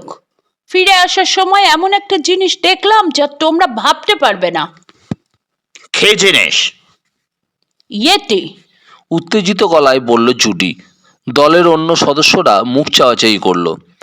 ডানা বলল, জন, তুমি বলেছিলে ইয়েতি বলে কিছু নেই। তোমরা ওর আগে প্রমাণ করেছো, তাহলে জুডি সেটাকে দেখলেন কি করে? জুডি রেগে গেল। অর্জুনকে জিজ্ঞেস করো। সবাই অর্জুনের দিকে তাকালো। অর্জুন বলল, আমি একটা প্রাণীকে হেঁটে যেতে দেখেছি। বরফের ওপর দিয়ে হেঁটে যাচ্ছিল। অনেকটা দূরে ছিল ও, আমাদের দিকে পেছন ফেরা। ওটা যে ঠিক কি তা বলতে পারবো না। জন বললেন, যদি ভুল করছে, হয়তো আশেপাশের কোনো গ্রামের মানুষ যাচ্ছিল। ওরা সন্ধ্যের সময়ও যাওয়া আসা করতে অভ্যস্ত। অর্জুন মাথা নাড়ল। না, ওই প্রাণী মানুষ নয়। ওর পায়ের ছাপ অনেক বড় এবং গোল। কথাটা শোনা মাত্র জন চেঁচামেচি করে শেরপাদের ডাকতে লাগলেন। তারা এলে জন বললেন, আমার মনে হচ্ছে তুষার ভাল্লুক আমাদের খুব কাছে চলে এসেছে। অর্জুনরা ওর পায়ের ছাপ দেখে এসেছে। এখন না গেলে রাত্রে যে তুষার পড়বে তাতে আর কোনো চিহ্ন খুঁজে পাওয়া যাবে না। চলো বেরিয়ে পড়ি। শেরপাদের নেতা বলল, আপনি আদেশ করলে আমরা যেতে বাধ্য, কিন্তু আপনার তো অভিজ্ঞতা আছে স্যার। অন্ধকারে টর্চ নিয়ে গেলেও বরফের ওপর হেঁটে যাওয়া উচিত নয়। আমি জানি, কিন্তু এমন সুযোগ সব সময় পাওয়া যায় না। শেরপাদের নেতা অর্জুনের কাছে পুরো ঘটনাটা শুনতে চাইল। অর্জুন বলার পর লোকটা মাথা নাড়ল। সাব, সুযোগ আবার পাওয়া যাবে। কি করে বলছো? জানোয়ারটা মানুষের পায়ের ছাপ পর্যন্ত এসে ফিরে গিয়েছে। ও একা ছিল। গ্রামের মানুষদের সম্পর্কে ওদের তেমন কৌতূহল নেই, কিন্তু আমাদের সম্পর্কে নিশ্চয়ই আছে। এই কারণেই আবার ফিরে আসবে। নরম বরফের ওপর ওরা 4 পায়ে হাঁটে বলে বিপদে পড়ে না। আমরা পড়তে পারি। জুডি বলল, কিন্তু ওটা দুপায়ে হাঁটছিল। ও নিজের পায়ের ছাপ দেখে ফিরে যাচ্ছিল বলে জানতো 2 পায়ে হেঁটে গেলে বিপদে পড়বে না। ওরা মানুষকে নকল করে 2 পায়ে হাঁটে যখন ইচ্ছে হয়। যে যার তাঁবুতে চলে গেলে জনকে পুরোহিতের কথা বলল অর্জুন। জন মন দিয়ে শুনে বললেন, এটা খুবই মানবিক কাজ, কিন্তু হিতে বিপরীত হতে পারে। কিরকম? লোকটার আয়ু যদি সত্যি ফুরিয়ে গিয়ে থাকে তাহলে কোনো চিকিৎসায় কাজ হবে না। তাছাড়া হসপিটালে যেভাবে চিকিৎসা করা সম্ভব সেটা তো এখানে আর হবে না। লোকটা মরে গেলে ওদের মনে হবে তোমাদের দেওয়া ওষুধ খেয়ে ও মারা গিয়েছে, তাই না? আপনি ঠিকই বলেছেন, কিন্তু ক্রোসিন ট্যাবলেট খেয়ে লোকটা জ্বর কমে গিয়েছিল। জুডি বলেছে অবশ্য ওর অবস্থা তেমন ভালো নয়, কিন্তু এখনো মারা যাওয়ার আশঙ্কা নেই। ওকে সুস্থ করে তুলতে হবেই। সাময়িকভাবে হলেও সুস্থ করা দরকার। অর্জুন জোর গলায় বলল, কেন? মন্দির থেকে জিনিসগুলো যে রাত্রে চুরি হয় তারপরেই লোকটা অসুখে পড়ে। আমি জানি না সেই রাত্রে পুরোহিত মন্দিরে ছিল কিনা। ইন্টারেস্টিং। একটু পরেই ঝড় শুরু হলো। দিনের আকাশ পরিষ্কার ছিল, কিন্তু সন্ধ্যার কিছু পরেই যে প্রকৃতির রুদ্র চেহারা নেবে ভাবা যায়নি। পাহাড়ের আড়াল থাকায় সরাসরি ঝড়ের আঘাত সহ্য করতে হচ্ছে না তাঁবুগুলোকে, কিন্তু তার শোঁ শোঁ আওয়াজ শুনে মনে হচ্ছিল কয়েকশো রাগী বাইসন দৌড়ে যাচ্ছে। জন বিড়বিড় করে বললেন, দিস ইজ ব্যাড, খুব খারাপ। এরকম ওয়েদার আমি পছন্দ করি না। ঘড়িতে এখন মাত্র 7:10। অর্জুন তাঁবুর দরজা খুলে বাইরে তাকালো। অন্ধকারে কিছুই দেখা যাচ্ছে না, কিন্তু সামনের পৃথিবীতে যে তাণ্ডব চলছে তা বুঝতে পারা যাচ্ছে। এর মধ্যে একজন শেরপা দৌড়ে তাদের রাতের খাবার নিয়ে এলো। জন লোকটাকে বললেন, তোমরা খুব ভালো পরামর্শ দিয়েছ, তখন বের হলে খুব বিপদে পড়তাম। লোকটা খুশি হয়ে চলে গেল। খাওয়া শেষে প্রাকৃতিক কাজ করতে বাইরে বেরোতে হলো। ঠান্ডা বেড়ে গেছে খুব। জন বললেন, তুষার ঝড় হচ্ছে, সকালে কোনো পায়ের চিহ্ন খুঁজে পাবো না। শুতে যাওয়ার আগে জন সবকটা তাঁবু ঘুরে এলেন। ঝুলন্ত বিছানায় শুয়ে আজ অর্জুনের খুব রোমাঞ্চ লাগছিল। এতদিন বইয়ের পাতায় যা পড়ে এসেছে আজ তা বাস্তবে ঘটছে। আজকে তুষার ঝড় অথবা এস্কিমোদের নিয়ে কত কাহিনীই না লেখা হয়েছে।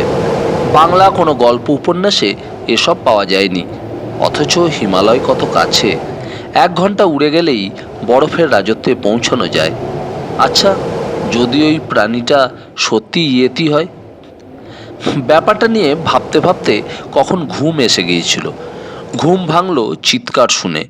শেরপাড়া চেঁচাচ্ছে। তাদের গলা দাপিয়ে জনের কণ্ঠস্বর কানে এলো, ডোন্ট শুট, কেউ বন্দুকের আওয়াজ করো না। ধর্মড়িয়ে বিছানা থেকে নিচে নেমে যতটা সম্ভব তাড়াতাড়ি শীতবস্ত্র জড়িয়ে বাইরে এসে অর্জুন দেখল মশালের মতো আলো হাতে নিয়ে শেরপাড়া তখনও চেঁচিয়ে চলেছে। দলের অন্য সদস্যরা মাঝখানে দাঁড়িয়ে আছে, দুজনের হাতে আগ্নেয়াস্ত্র। তাকে দেখে ডানা এগিয়ে এসে বলল, এতক্ষণে ঘুম ভাঙলো? কি হয়েছে? অর্জুন ব্যাপারটা বুঝতে পারছিল না। তুষার ভাল্লুক এসেছিল, শেরপাড়া বলছে দুটোকে দেখেছে। কোথায়? আমাদের তাঁবু আছড়াচ্ছিল। আমার ঘুম ভেঙে যেতে আমি চিৎকার করি, তখন শেরপাড়া বেরিয়ে পড়ে ওদের তাড়ায়। তুমি দেখেছো? বারে আমি দেখব কি করে? আমি তো তখন তাঁবুর ভেতরে ছিলাম। এই সময় একজন সদস্য এগিয়ে এসে জিজ্ঞেস করলেন, আচ্ছা, এত তাবু ছিল, কিন্তু তোমাদেরটায় ওরা পৌঁছলো কেন? ডানা মাথা নাড়ে বলল। জানি না। অর্জুন বলল, আমার মনে হয় ওদের কেউ আহত অথবা অসুস্থ হয়েছে। ডানা চোখ বড় করলো। তার মানে? ওরা বোধহয় ডাক্তারের কাছে এসেছিল। সবাই মজা পেয়ে হেসে উঠল। শুধু জুডি রাগত ভঙ্গিতে বড় বড় পা ফেলে তাঁবুর ভেতর চলে গেল। ডানা বলল, হয়ে গেল। তোমার সঙ্গে ঘুরে আসার পর থেকে ও আজ ভালো মুডে ছিল, তুমি তার 12টা বাজিয়ে দিলে। প্রাণীগুলো এখন কাছাকাছি নেই বোঝবার পর জন সবাইকে নিয়ে মিটিং করলেন। শুধু জুডি তার তাঁবু থেকে বের হলো না। জন বললেন, আমি শুনেছি এই ধরনের ভালুকেরা মানুষকে নকল করতে খুব পছন্দ করে, কিন্তু নিজে থেকে আক্রমণ করে বলে তো শুনিনি। এমন হতে পারে খাবারের গন্ধ পেয়ে ওরা চলে এসেছিল। আমরা কখন ঘুমাচ্ছি বা জেগে আছি এই পার্থক্যটা ওরা করতে পেরেছে। তাই আত্মরক্ষার জন্য আমাদের একজন সদস্য আর একজন শেরপা প্রত্যেক রাত্রে জাগবে। যে জাগবে সে পরের দিন বিশ্রাম নেবে। যারা জাগবে তারা সন্দেহজনক কিছু দেখলেই চিৎকার করে সবাইকে সতর্ক করে দেবে। একজন সদস্য জিজ্ঞেস করলেন, কি সেটা দেখতে হলে তো খোলা আকাশের নিচে বসে থাকতে হয়। তা কি সম্ভব? জন মাথা নাড়লেন, তা সম্ভব নয়। তিনি আর একটা তাঁবু খাটাতে বললেন, যার সামনের দিকটা খোলা থাকবে, মাথার ওপর এবং পিছনের পাহাড়ের দিকটায় আড়াল থাকবে। দুপাশের আড়াল দেখার কাজে অসুবিধা ঘটাবে না। ওরা যখন তাঁবু নিয়ে ব্যস্ত হয়ে পড়ল, তখন অর্জুন জুডিদের তাঁবুতে গেল। ভেতরে আসতে পারি? কি ব্যাপার? জুডি একটা চেয়ারে বসেছিল। তোমার সঙ্গে রসিকতা করেছিলাম, তুমি রেগে গেছো বলে আমি দুঃখিত। হ্যাঁ, আমি তো এখানে রসিকতার বস্তু। তার মানে? সারাটা সন্ধে ডানা আমাকে খেপিয়েছে ইয়েতি দেখেছি বলে, তারপর তুমিও। কথা শেষ করলো না জুডি। আচ্ছা, যদি ইয়েতি বলে কিছু থাকে, যাকে দেখেছি সে যদি সত্যি ইয়েতি হয় আর আহত হয়ে তোমার কাছে চিকিৎসার জন্য আসে, তাহলে তুমি তার চিকিৎসা করবে না? অর্জুন জিজ্ঞেস করলো। জুডি অবাক হয়ে তাকালো, তারপর বলল, অবশ্যই। রসিকতাকে ওইভাবে নাও না। সত্যি আমি তোমাকে আহত করতে চাইনি। আমি বলি কি, জন চাইছে দুজন করে রোজ রাত জাগুক। আমাদের তো কাল সকালে কোনো কাজ নেই, তাই আমরাই প্রথম দিন পাহারাটা দিই। কি তোমার আপত্তি আছে? আমি? হ্যাঁ, আমিও থাকবো। যদি আবার ওরা আসে, তাহলে দেখে বুঝতে পারবো শ্বেত ভল্লুক না ইয়েতি, কোনটা ঠিক। That's a great idea. উঠে দাঁড়ালো জুডি। অবশ্য জন রাজি হবে কি না তা জানি না। কেন? এত ছেলে থাকতে মেয়েদের এই দায়িত্ব দিতে চাইবে কি? ও কথা বললে আমি প্রতিবাদ করব।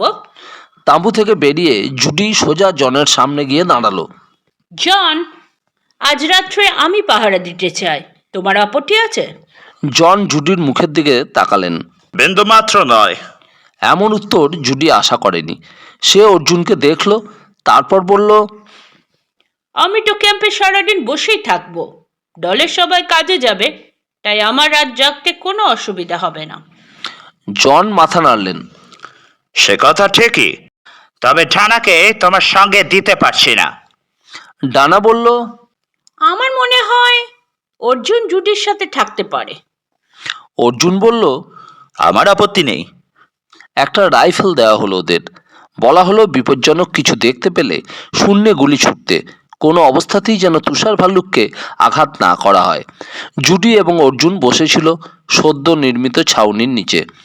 ওদের পিছনে পাহাড়ের আড়াল, একপাশে ক্যাম্পের বিছানাগুলোতে যে যার মতো আরামে ঘুমোচ্ছে। যে কোনো প্রাণীকে ওদের তাঁবুর দিকে পৌঁছতে হলে ওদের সামনে দিয়ে এগোতে হবে। অর্জুন সমস্ত শরীর মুড়ে দিয়ে বসেও ঠান্ডা এড়াতে পারছিল না। মাথার উপর আচ্ছাদন রয়েছে, কিন্তু সামনের খোলা অংশ দিয়ে ঠান্ডা যেন হুড়মুড়িয়ে ঢুকছে। সে জুডির দিকে তাকালো। ওকে এখন মেয়ে বলে আলাদা করা যাবে না। দুটো চেয়ারে সারা রাত জেগে বসে থাকতে হবে ওদের। সামনের অন্ধকার এখন অনেক চোখ সয়ে গেছে। আকাশে মেঘ নেই। ওই তুষারঝড়ের পর একটা দারুণ ঝকঝকে আকাশ অজস্র তারা নিয়ে পৃথিবীর দিকে তাকিয়ে রয়েছে। এত দ্রুত প্রকৃতির চেহারা বদলে যায়। অর্জুন জিজ্ঞেস করলো, তোমাদের নিউজিল্যান্ডে এরকম ঠান্ডা পড়ে? জুডি মাথা নাড়ল। না, এই সময় স্লিপিং ব্যাগের ভেতর যারা আছে তারা সত্যিই ভাগ্যবান। কিন্তু আমি ভাবছি অন্য কথা। কি? ইয়েটিদের গায়ে নিশ্চয় ভীষণ জোর হয়। ইয়েতিদের কেউ দেখেনি। যেন ভগবানকে সবাই দেখেছে এমন কথা বলো। তাহলে নিশ্চয়ই হয়। এই বরফের ওপর দুর্বল প্রাণী বেঁচে থাকতে পারবে না। উফ, কি ঠান্ডা! তুমি সিগারেট খাও? খেতাম, এখন চেষ্টা করছি না খেয়ে থাকতে। কিন্তু এই ঠান্ডায় একটা সিগারেট ধরালে ভালো হতো। সরি, আমার সঙ্গে কোনো প্যাকেট নেই। তারপর কোনো কথা নেই, দুজনেই চুপচাপ। অর্জুন দেখলো আকাশের তারারা বরফের ওপর জোনাকি জোনাকি আলো ছড়িয়ে দিয়েছে। ফলে এখন অন্ধকার তেমন নেই। এই বরফের পৃথিবীটাকে কি মায়াময় মনে হচ্ছে। অথচ এই সময় ওখানে বেড়াতে গেলে মৃত্যু অনিবার্য। কোথায় বরফের খাদের ওপর তুষার জমে আছে, পা দিলেই তলিয়ে যেতে হবে। একটু অন্যমনস্ক হয়ে গেছিল অর্জুন। জুডির হাত তাকে স্পর্শ করা মাত্র সে দেখতে পেল গুঁড়ি মেরে কিছু এগিয়ে আসছে ডান দিক থেকে। না, ওরা ইয়েতি তো দূরের কথা, বড়সড় কোনো জানোয়ার নয়, একসঙ্গে চারটে। প্রথমে মনে হয়েছিল কুকুর, কিন্তু তারপর চিনতে পারল বড় বড় লোমওয়ালা চার পেয়ে জন্তুগুলো শেয়াল ছাড়া অন্য কিছু নয়। এই বরফের ওপর শেয়াল এলো কোত্থেকে? জুডি চাপা গলায় জিজ্ঞেস করলো, কি করবে? কিচ্ছু না, শুধু দেখে যাও। ফিসফিস করে বলল অর্জুন। শেয়াল চারটে শেষ পর্যন্ত সাহসী হয়ে এগোতে লাগলো। তারপর হঠাৎই ওদের একজন ঘুরে মুখ ওপরে করে নাক টানতে লাগলো।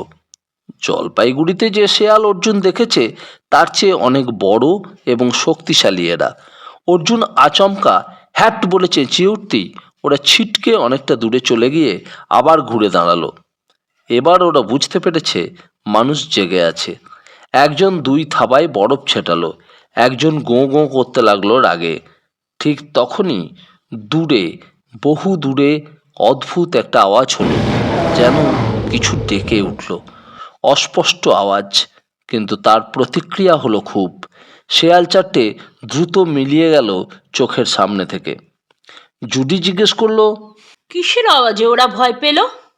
অর্জুন বলল, বোধহয় আরো বড় কোনো জন্তু।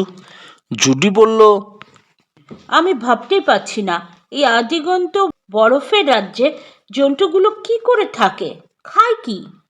নিশ্চয়ই প্রকৃতি ওদের খাবার জোটায়। মেরু দেশের তুষার ভল্লুকেরা শুনেছি শিল মাছ খেয়ে বেঁচে থাকে। আবার ওদের খাওয়ার পর যেটুকু পড়ে থাকে তাই খেয়ে বাঁচে ওই শেয়াল জাতীয় প্রাণীরা। অর্জুন বলল। আরও কিছুক্ষণ চুপচাপ। জ্যোৎস্নায় চারপাশ স্বপ্নের মতো দেখাচ্ছে। জুডি বিরক্ত হয়ে বলল, আমি বুঝতে পারছি না জন কেন বরফের ওপর ক্যাম্প করলো। এই উপাসের পাহাড়ে তো শুকনো জায়গা অনেক পড়ে আছে, যেমন ওই গ্রামটা। ওরকম একটা জায়গায় ক্যাম্প করলে পায়ের নিচে এত ঠান্ডা হতো না। আমি জনকে জিজ্ঞাসা করেছিলাম, উনি বললেন এখানে ক্যাম্প করলে তুষার ভাল্লুকের কাছাকাছি থাকা যাবে। বরফের ওপর দিয়ে সোজা এখানে ওরা চলে আসতে পারে। সারা রাত জেগে দিনের আলো ফুটলে ঝুলন্ত বিছানায় গিয়েছিল অর্জুন। ঘুম যখন ভাঙল তখন দুপুর। ক্যাম্প ফাঁকা। অভিযাত্রীরা পেরিয়ে গেছে অনুসন্ধানে। তৈরি হয়ে এক মগ চা নিয়ে চুমুক দিতে দিতে সে গেল জুডির তাঁবুতে। দুবার ডেকেও যখন সাড়া পাওয়া গেল না, তখন বুঝল মেয়েটা এখনো গভীর ঘুমে। এখানে স্নান করার বালাই নেই। প্রাকৃতিক কাজকর্ম সারতে বেশ কষ্ট হয়। আজ ব্রেকফাস্ট খাওয়ার প্রশ্নই ওঠে না। অর্জুন দুপুরের খাওয়া সেরে বেরিয়ে পড়ল। ওই ভারী জুতো, মোজা থেকে টুপি পর্যন্ত সমস্ত শরীর ভারী শীতবস্ত্রে মুড়ে বরফের ওপর দিয়ে হাঁটতে মোটেই স্বচ্ছন্দ নয় সে। তবে গতকালের চেয়ে আজ একটু জোরে পা ফেলতে পারছে। অভিযাত্রীরা এদিকে যায়নি, কিন্তু গতকাল সে আর জুডি যে আসা যাওয়া করছিল তার কোনো চিহ্ন বরফের ওপর নেই। গত রাত্রে বয়ে যাওয়া তুষার ঝড় এবং শেষে পড়া মিহি তুষার সেসবের ওপর যেন সাদা চাদর বিছিয়ে দিয়েছে। ফলে যে জায়গা থেকে সেই অজানা প্রাণীর পায়ের চিহ্ন শুরু হয়েছিল তার হদিশ পাওয়ার কোনো উপায় নেই। গতকালের মতো আজও গ্রামবাসীরা তাকে দেখে উল্লসিত হলো। অর্জুন দেখল দোভাষী হাসি মুখে এগিয়ে আসছে। আমি তোমার ওখানে যাব বলে ভাবছিলাম। কেন? অর্জুন অবাক হলো। আমাদের পুরোহিত উঠে বসেছে, কথাও বলছে। শুনলাম গতকাল নাকি তোমার সঙ্গে একজন মহিলা এসেছিলেন, তিনি ভালো ওষুধ দিয়েছিলেন। আমি ছিলাম না বলে নিশ্চয়ই খুব অসুবিধা হয়েছিল, তাই না? না, তেমন কিছু অসুবিধা হয়নি। তবু লোকটাকে হতাশ করলো না অর্জুন। সে সোজা চলে গেল পুরোহিতের বাড়িতে। পিছনের ভিড়টাকে বাইরে রেখে দোভাষীর সঙ্গে ভেতরে ঢুকলো অর্জুন। তাদের দেখে পুরোহিত উঠে বসে একগাল হাসল, কিন্তু সেই মহিলা চেঁচামেচি শুরু করে দিলেন রাগত ভঙ্গিতে। অর্জুন কারণ জানতে চাইলে দোভাষী বলল, সুস্থ হতেই পুরোহিত নাকি স্যুপ খেতে চাইছেন না, অথচ ওই খেয়েই ও সুস্থ হয়েছে। তাই ওর বউ রাগারাগি করছে। অর্জুন পুরোহিতের শরীর ছুঁয়ে দেখল একদম স্বাভাবিক উত্তাপ। আপাত চোখে মনে হচ্ছে সুস্থ, কিন্তু জুডি বলেছে অবিলম্বে ওকে হাসপাতালে ভর্তি না করলে ফল খারাপ হবে। এই সুস্থতা সাময়িক। অর্জুন জিজ্ঞেস করলো, তুমি কথা বলতে পারবে? দোভাষী তর্জমা করতেই লোকটা চটপট জবাব দিল। কথাবার্তা চলতে লাগলো তর্জমার মাধ্যমে। কথা বলা কি, আমি এখন দৌড়াতে পারি, কিন্তু কিন্তু আমার বউ কিছুতেই এই ঘরের বাইরে যেতে দিচ্ছে না। উনি ভালোই করেছেন, তুমি তো পুরোহিত। হ্যাঁ, আমার বাবাও এই কাজ করত। তোমার ছেলে মেয়ে কোথায়? কেউ নেই, আমার ছেলে মেয়ে নেই। যে রাত্রে মন্দির থেকে চুরি হলো সে রাত্রে তুমি ওখানে ছিলে? লোকটা চট করে মাথা নামিয়ে নিল। অর্জুন বলল, সবাই বলছে তুমি ছিলে। ভোরবেলায় তুমি অসুস্থ হয়ে পড়ো, তারপরই জ্বর আসে, ঠিক তো? লোকটা মাথা নেড়ে হ্যাঁ বলল। তুমি কি রোজ মন্দিরে থাকতে? না, তাহলে সেদিন ছিলে কেন? আমি একটা স্বপ্ন দেখেছিলাম। স্বপ্নটা কি মনে নেই। ঘুম ভেঙে যাওয়ায় খুব খারাপ লাগছিল। বউকে বললাম মন্দির থেকে ঘুরে আসি, তাতে মন ভালো হয়ে যাবে। তাই মন্দিরে গিয়েছিলাম। তখন কটা বাজে? এখানে কেউ সময় বলতে পারবে না, তবে রাত শেষ হতে বেশি দেরি ছিল না। চাঁদ আকাশের অনেক নিচে নেমে গিয়েছিল। তখন মন্দিরে কেউ ছিল? না। মন্দিরের দরজা বন্ধ ছিল? হ্যাঁ, আমি গিয়ে খুলি। তারপর? মন্দিরে প্রদীপ জ্বলছিল। আমি চুপচাপ বসেছিলাম। হঠাৎ মনে হলো বাইরে কিছু নড়ছে। তাকিয়ে দেখি ওই শয়তানের পাথরটার উপর হেলান দিয়ে দাঁড়িয়ে একটা ভয়ঙ্কর ভূত আমার দিকে তাকিয়ে আছে। দেখে আমার শরীর কাঁপতে লাগলো, মাথা ঘুরতে লাগলো, পেটে যন্ত্রণা শুরু হলো। আমি চিৎকার করতে গেলাম, কিন্তু কোনো শব্দ বের হলো না। এই সময় ভূতটা আমার দিকে এগিয়ে এলো। আমি আর কিছু মনে করতে পারছি না। ও, লোকটার শরীর আবার কেঁপে উঠল। তুমি কি জানো মন্দির থেকে পবিত্র মাথা আর চামড়া চুরি গিয়েছে? আমাকে বউ বলেছে। কে চুরি করেছে জানো? আমি জানি না, সত্যি বলছি, জানি না।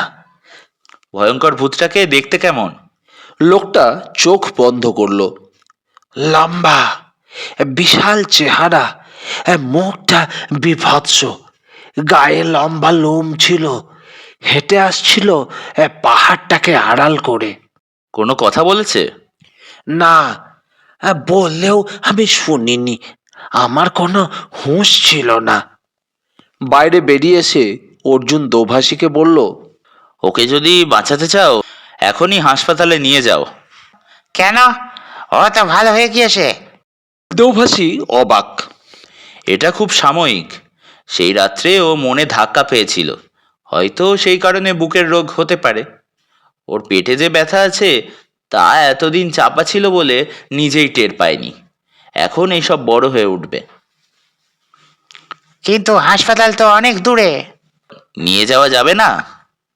ওখানে নিয়ে যেতে গেলে বাহকদের যে টাকা দিতে হবে তা এই পুরোহিতের নেই। যদি সত্যি হয় তোমার কথা, তাহলে ওর এখানেই মরে যাওয়া উচিত, তাতে ও শান্তি পাবে।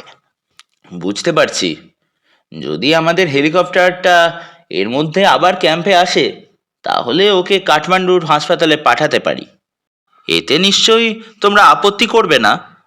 ওখানে একা গেলে ও মরে যেতে পারে, কথা বলার লোকই তো পাবে না। পাবে পাবে। তোমাদের গ্রামের একটা ছেলে তো ওখানকার ডাক্তার। অর্জুন বলল।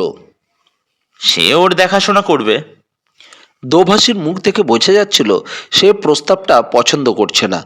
বলল, এই ব্যাপারটা নিয়ে সবার সঙ্গে কথা বলে তোমাকে জানাবো। মন্দিরের কাছে পৌঁছে অর্জুন জিজ্ঞেস করলো, তোমরা তো এখানে জন্মেছ, যে কোনো কাজে কোথাও যেতে হলে বরফের ওপর দিয়েই যেতে হয়। তুমি কখনো তুষার ভাল্লুক দেখেছো? অনেকবার দেখেছি, কতবার দেখেছি মনে নেই। ওরা এখানে আসে? এক সময় খুব জ্বালাতো, ফসল নষ্ট করে দিত। ওপরের পাহাড়ে ভুট্টা যখন পাকতো তখন হামলা করত। আমরা ওদের সঙ্গে পেরে উঠতাম না। তারপর? আমরা লক্ষ্য করেছিলাম ওরা মানুষদের খুব নকল করে। দূর থেকে কোনো মানুষকে হাঁটতে দেখলেই ওরা পিছনের দু পায়ে ভর দিয়ে হেঁটে চলে। ওই যে ডান দিকের বরফের পাহাড়, ও পাশে ওদের ডেরা। ভুলেও ওই দিকে কেউ যায় না। একবার আমরা বিকালের দিকে ওই পাহাড়ের নিচে গেলাম দল বেঁধে। একটা বড় পাত্রে জল রেখে দুটো দলে আলাদা হয়ে নিজেদের মধ্যে মারপিট করতে লাগলাম। পুরোটাই ছিল অভিনয়। মার খেয়ে যে পড়ে যাচ্ছিল সেও সেটা অভিনয় করেই করছিল। তারপর সবাই ওই পাত্রে মুখ লাগিয়ে সুমুখ দিয়ে জল খেয়ে নিল। আমরা জানতাম ওরা নিশ্চয়ই আড়াল থেকে আমাদের দেখছে। চলে আসার আগে ওই জলের সঙ্গে খুব কড়া মদ মিশিয়ে দিলাম। এরকম মদ এক পাত্র খেলে মানুষ একদিন এক রাত ঘুমিয়ে থাকবে। ওখান থেকে সরে এসে আড়ালে দাঁড়িয়ে আমরা লক্ষ্য করছিলাম। সেদিন ছিল সাঁদের রাত, তাই অন্ধকার নামলো না। জ্যোৎস্নায় ওপর থেকে নেমে এলো গোটা সারেক ভাল্লুক। আমরা সেখানে যুদ্ধ করেছিলাম, সেখানে দাঁড়িয়ে ওরা নিজেদের মধ্যে মারপিট শুরু করে দিল। একেবারে হুবহু নকল করলো ওরা। তারপর ক্লান্ত হয়ে আমাদের মতো পাত্রে মুখ ডুবিয়ে পান করতে লাগলো একের পর এক। কিছুক্ষণ বাদে দেখলাম ওরা টলছে, আর শেষ পর্যন্ত মাটিতে পড়েও গেল।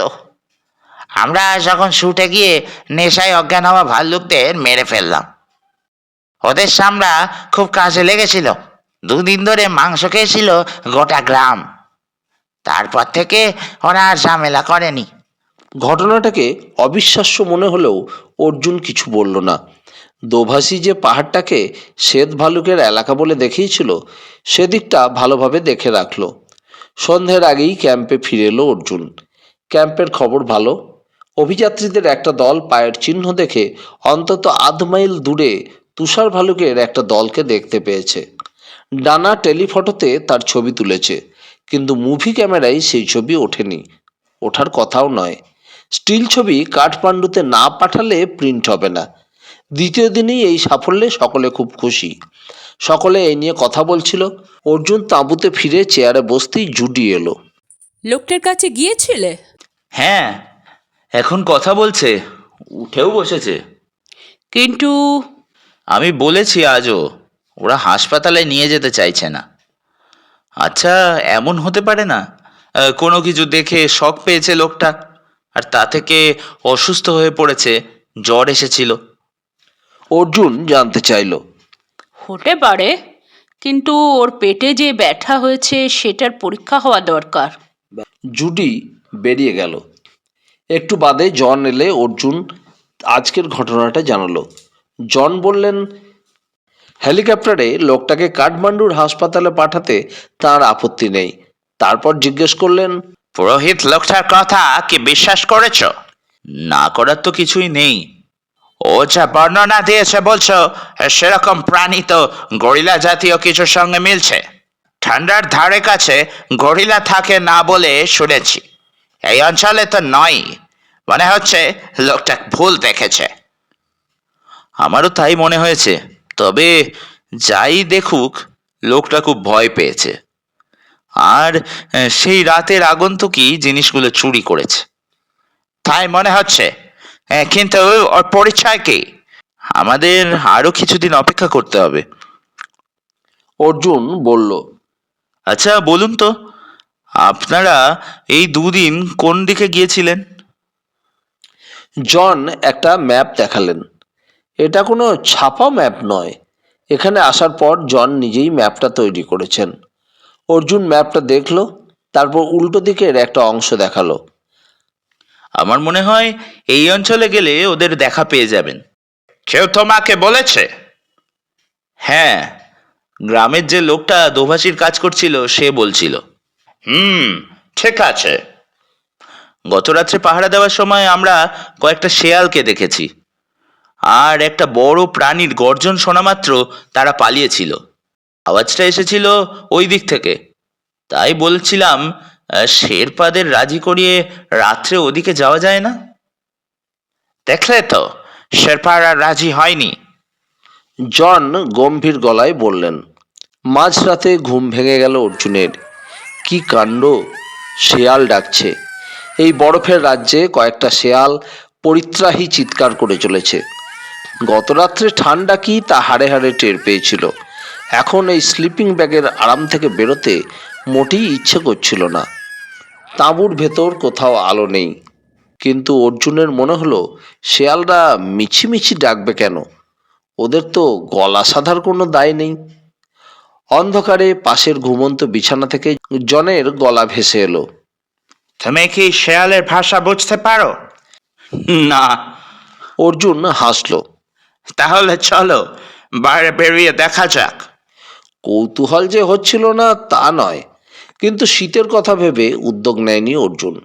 এবার স্লিপিং ব্যাগ থেকে বের হয়ে যাবতীয় পোশাক এবং জুতো মোজা পরে নিল অন্ধকারী।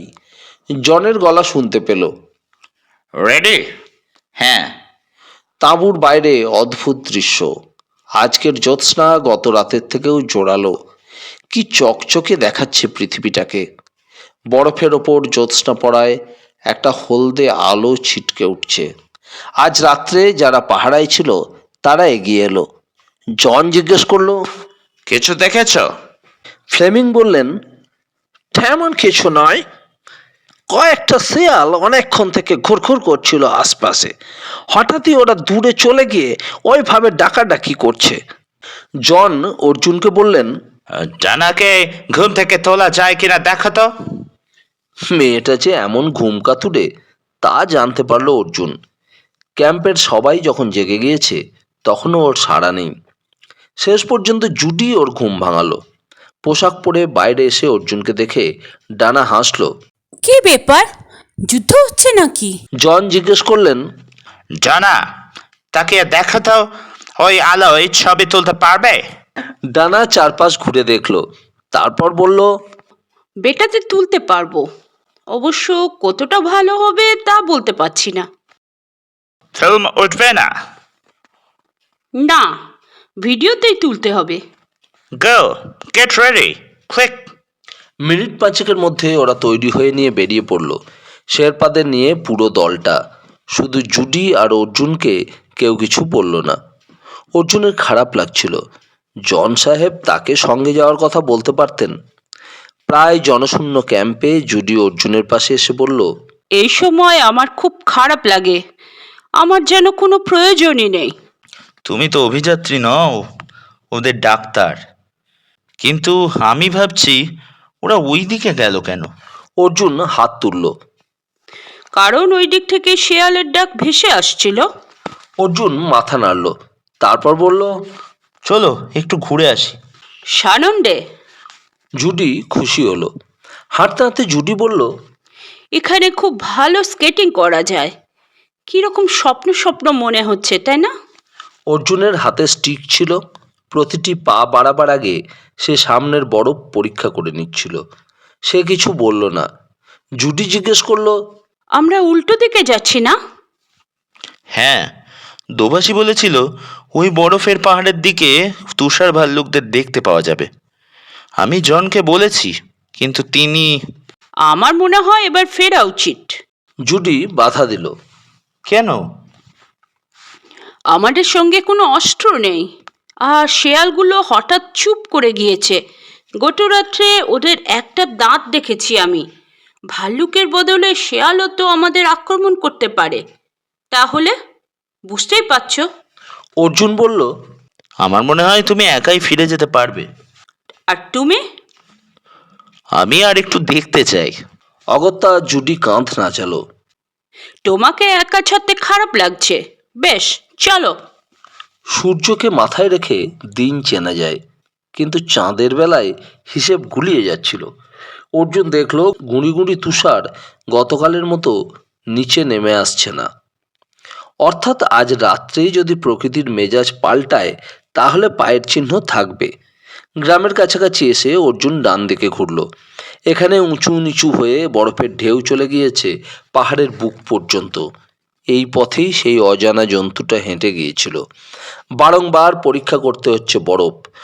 দুবার ঘুরে যেতে হয়েছে আলগা বরফ সামনে থাকায়। দুই ঢিপির মাঝখানে দাঁড়িয়ে ওরা আকাশ ছাড়া কিছু দেখতে পেল না। কি মসৃণভাবে বরফের ঢিপি তৈরি হয়েছে। একমাত্র পায়ের চিহ্ন ছাড়া পৃথিবীর চেনা পরিবেশে ফিরে যাওয়ার কোনো উপায় নেই। অর্জুন বুঝতে পারছিল একটু বেশি ঝুঁকি নেওয়া হয়ে যাচ্ছে, কিন্তু ফিরে যেতেও ইচ্ছে করছিল না। ঠিক তখনই গর্জনটা কানে এলো। ভয়ঙ্কর ক্রুদ্ধ না হলে এরকম গর্জন করা সম্ভব নয়, এবং ওই গর্জন ছোটোখাটো জন্তুর পক্ষে করাও সম্ভব নয়। ওরা চারপাশের উঁচু বরফের দিকে তাকিয়ে কিছুই দেখতে পেল না। তাহলে নিশ্চয়ই যে গর্জন করছে সে তাদের দেখে করেনি। এবার গর্জনটার আওয়াজ আরও বেড়ে গেল। একটি নয়, একাধিক জন্তু রাগ দেখাচ্ছে। অর্জুন ধীরে ধীরে ওপরে উঠছিল। হঠাৎ তার ডান পা বরফের মধ্যে ঢুকে গেল। উত্তেজনায় পরীক্ষা করতে ভুলে গিয়েছিল। অনেক চেষ্টা করে নিজেকে মুক্ত করতে পারল সে। জুডি চাপা গলায় বলল, লেটস গো ব্যাক। অর্জুন ওই স্বরেই বলল, জাস্ট ওপরে উঠে চারপাশে নজর বুলিয়ে ফিরে যাব। ধীরে ধীরে ওরা উঁচু টিলার উপর যেতেই অর্জুন বসে পড়ল এবং জুডিকে জোর করে টেনে বসালো। চোখের সামনে অদ্ভুত দৃশ্য। টিলা থেকে নেমে যাওয়া বরফের উপত্যকায় দুটি বিশাল চেহারার ভাল্লুক পরস্পরের মুখোমুখি দাঁড়িয়ে গর্জন করছে। কিছুটা দূরে একটা ভালুক নিরীহ মনে বসে আছে। একেবারে মানুষের ভঙ্গিতে দুজন এগিয়ে গেল পরস্পরের দিকে। তারপর ফ্রিস্টাইল কুস্তি শুরু হয়ে গেল। যে বসে আছে সে ওসব লক্ষ্য না করে পাশ থেকে কিছু একটা টেনে নিল। লড়াই থেকে চোখ সরিয়ে অর্জুন দেখল জন্তুটির হাতে বলের চেয়ে বড় একটা জিনিস। কিছুক্ষণ লড়াই করার পর একটা জন্তু যে আহত হয়েছে বোঝা গেল তার কান ফাটানো চিৎকারে। তারপর সে খোঁড়াতে খোঁড়াতে দৌড়ে গেল ওপাশের পাহাড়ের দিকে। বিজয়ী ভালুক আনন্দে বরফের ওপর একবার গড়াগড়ি দিয়ে নিতেই দর্শক উঠে দাঁড়ালো। তারপর হাতের বস্তুটি ছুঁড়ে দিল বিজয়ীর দিকে। সেটা লক্ষ্যভ্রষ্ট হয়ে পাশে পড়ল। এবার বিজয়ী এসে আলিঙ্গন করলো দর্শককে। তারপর দুজনে চার পায়ে হেঁটে চলে গেল ওপাশে।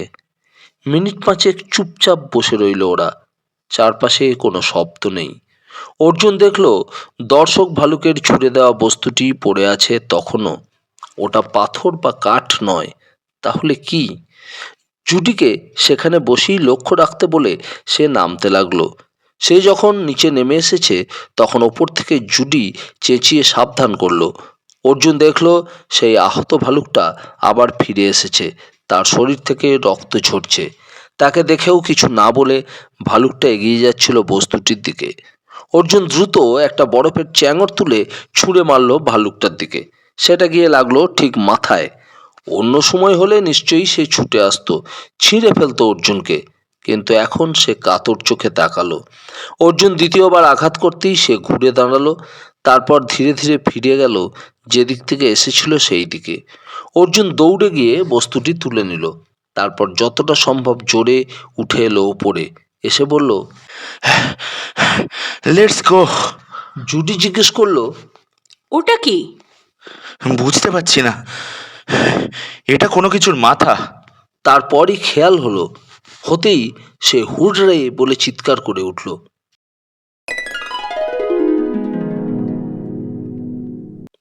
জন সাহেবদের অভিযান ব্যর্থ হয়েছিল। সে রাত্রে তাঁরা কিছু শেয়ালের ছবি তুলেছিলেন। ওরা ফিরেছিলেন ভোরের মুখে। ফিরেই অর্জুনদের অভিযানের কথা শুনে আফসোসে মাথা চাপড়েছিলেন। তারপর অর্জুনের বয়ে আনা বস্তুটি দুহাতে নিয়ে চেঁচিয়ে উঠেছিলেন, এই তো সেই মাথা। একটু একটু ক্ষতি হয়েছে দাঁত বসানোর জন্য।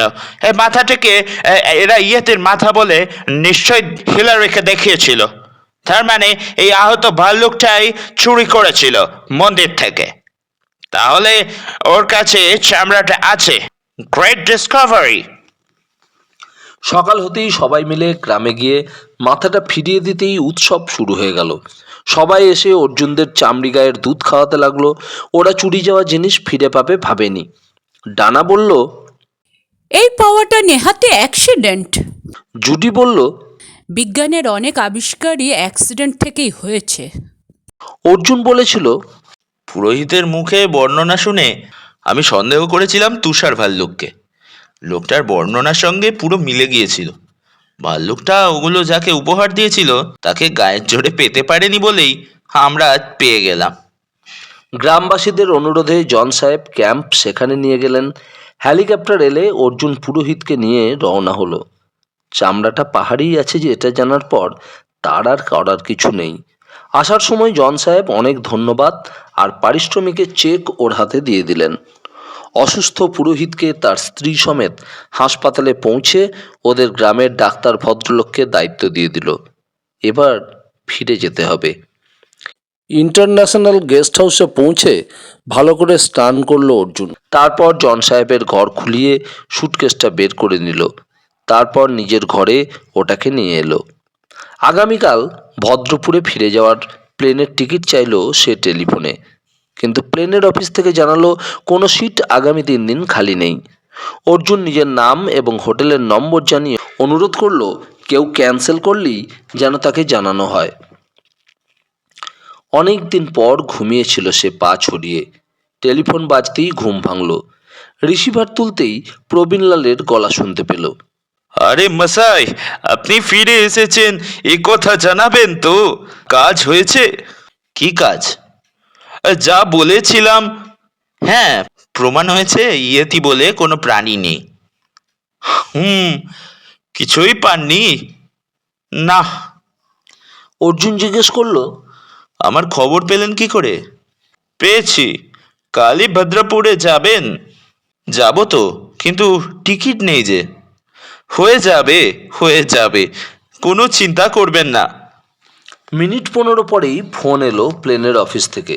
আজ যেতে পারবেন স্যার, আর 1 ঘন্টা বাদে ফ্লাইট। এয়ারপোর্টে পৌঁছে টিকিট নিতেই দেখলো প্রবীণলাল দুজন দেহরক্ষী নিয়ে এগিয়ে আসছেন। সামনে এসে বললেন, আমার জন্য কিছুই নিয়ে এলেন না? কিছু না পেলে কি করব বলুন? আমি কিন্তু খালি হাতে ফিরে যাব বলে আসিনি। আমার তো কিছুই করার নেই। বাহ, আপনার টিকিটের ব্যবস্থা করে দিলাম আমি। আমার জন্য আপনি কিছুই করবেন না? এসকে গুপ্তার জন্য আপনি একটা প্যাকেট ভদ্রপুর থেকে এনেছিলেন, সেটা কোথায়? চোয়াল শক্ত হয়ে গেল প্রবীণলালের। আপনি জানলেন কি করে? আপনাকে অনেক প্রশ্ন করার সুযোগ দিয়েছি, উত্তর দিন। অন্যের জিনিস আপনাকে দেব কেন? কারণ আমি সেই জিনিসটা ঠিক জায়গায় পৌঁছে দেব। প্যাকেটটার কথা ভুলেই গিয়েছিল সে। একটা দেহরক্ষী সুটকেসটার দিকে হাত বাড়াতেই সে বাধা দিতে গিয়ে দেখলো দ্বিতীয়জন রিভলভার তাক করেছে। অতএব চাবি দিতেই হলো। প্যাকেট বের করে নিয়ে গেল প্রবীণলাল। আর এক মুহূর্ত দাঁড়ালো না।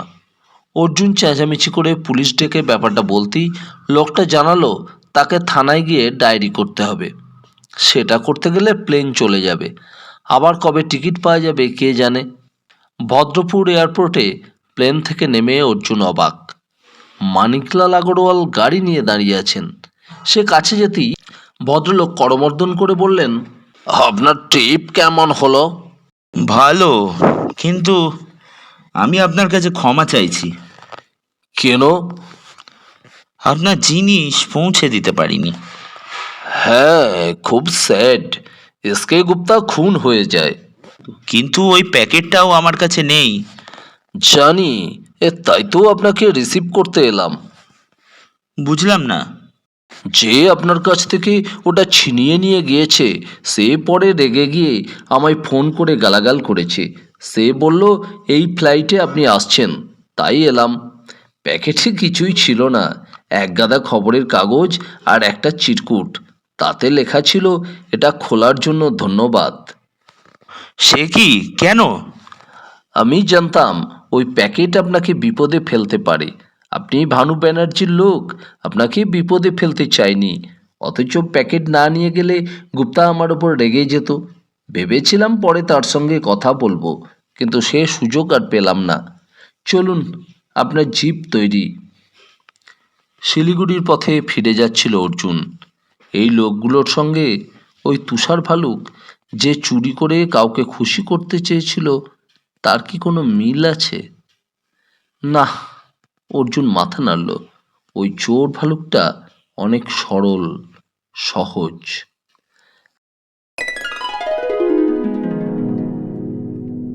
এতক্ষণ আপনারা শুনছিলেন অর্জুন সিরিজের গল্প ইয়েতির আত্মীয়। গল্পটি আপনাদের কেমন লাগলো তা অবশ্যই আমাদের লিখে জানাবেন। গল্পটি যদি ভালো লাগে তাহলে আমাদের চ্যানেলটিকে সাবস্ক্রাইব করে পাশে থাকবেন, আর বেল আইকনটি ক্লিক করে দিয়ে অল অপশনটি ক্লিক করে দেবেন। তাহলে আমাদের পরবর্তী ভিডিওর নোটিফিকেশান আপনাদের কাছে পৌঁছে যাবে। সুস্থ থাকবেন, ভালো থাকবেন, আনন্দে থাকবেন। নমস্কার।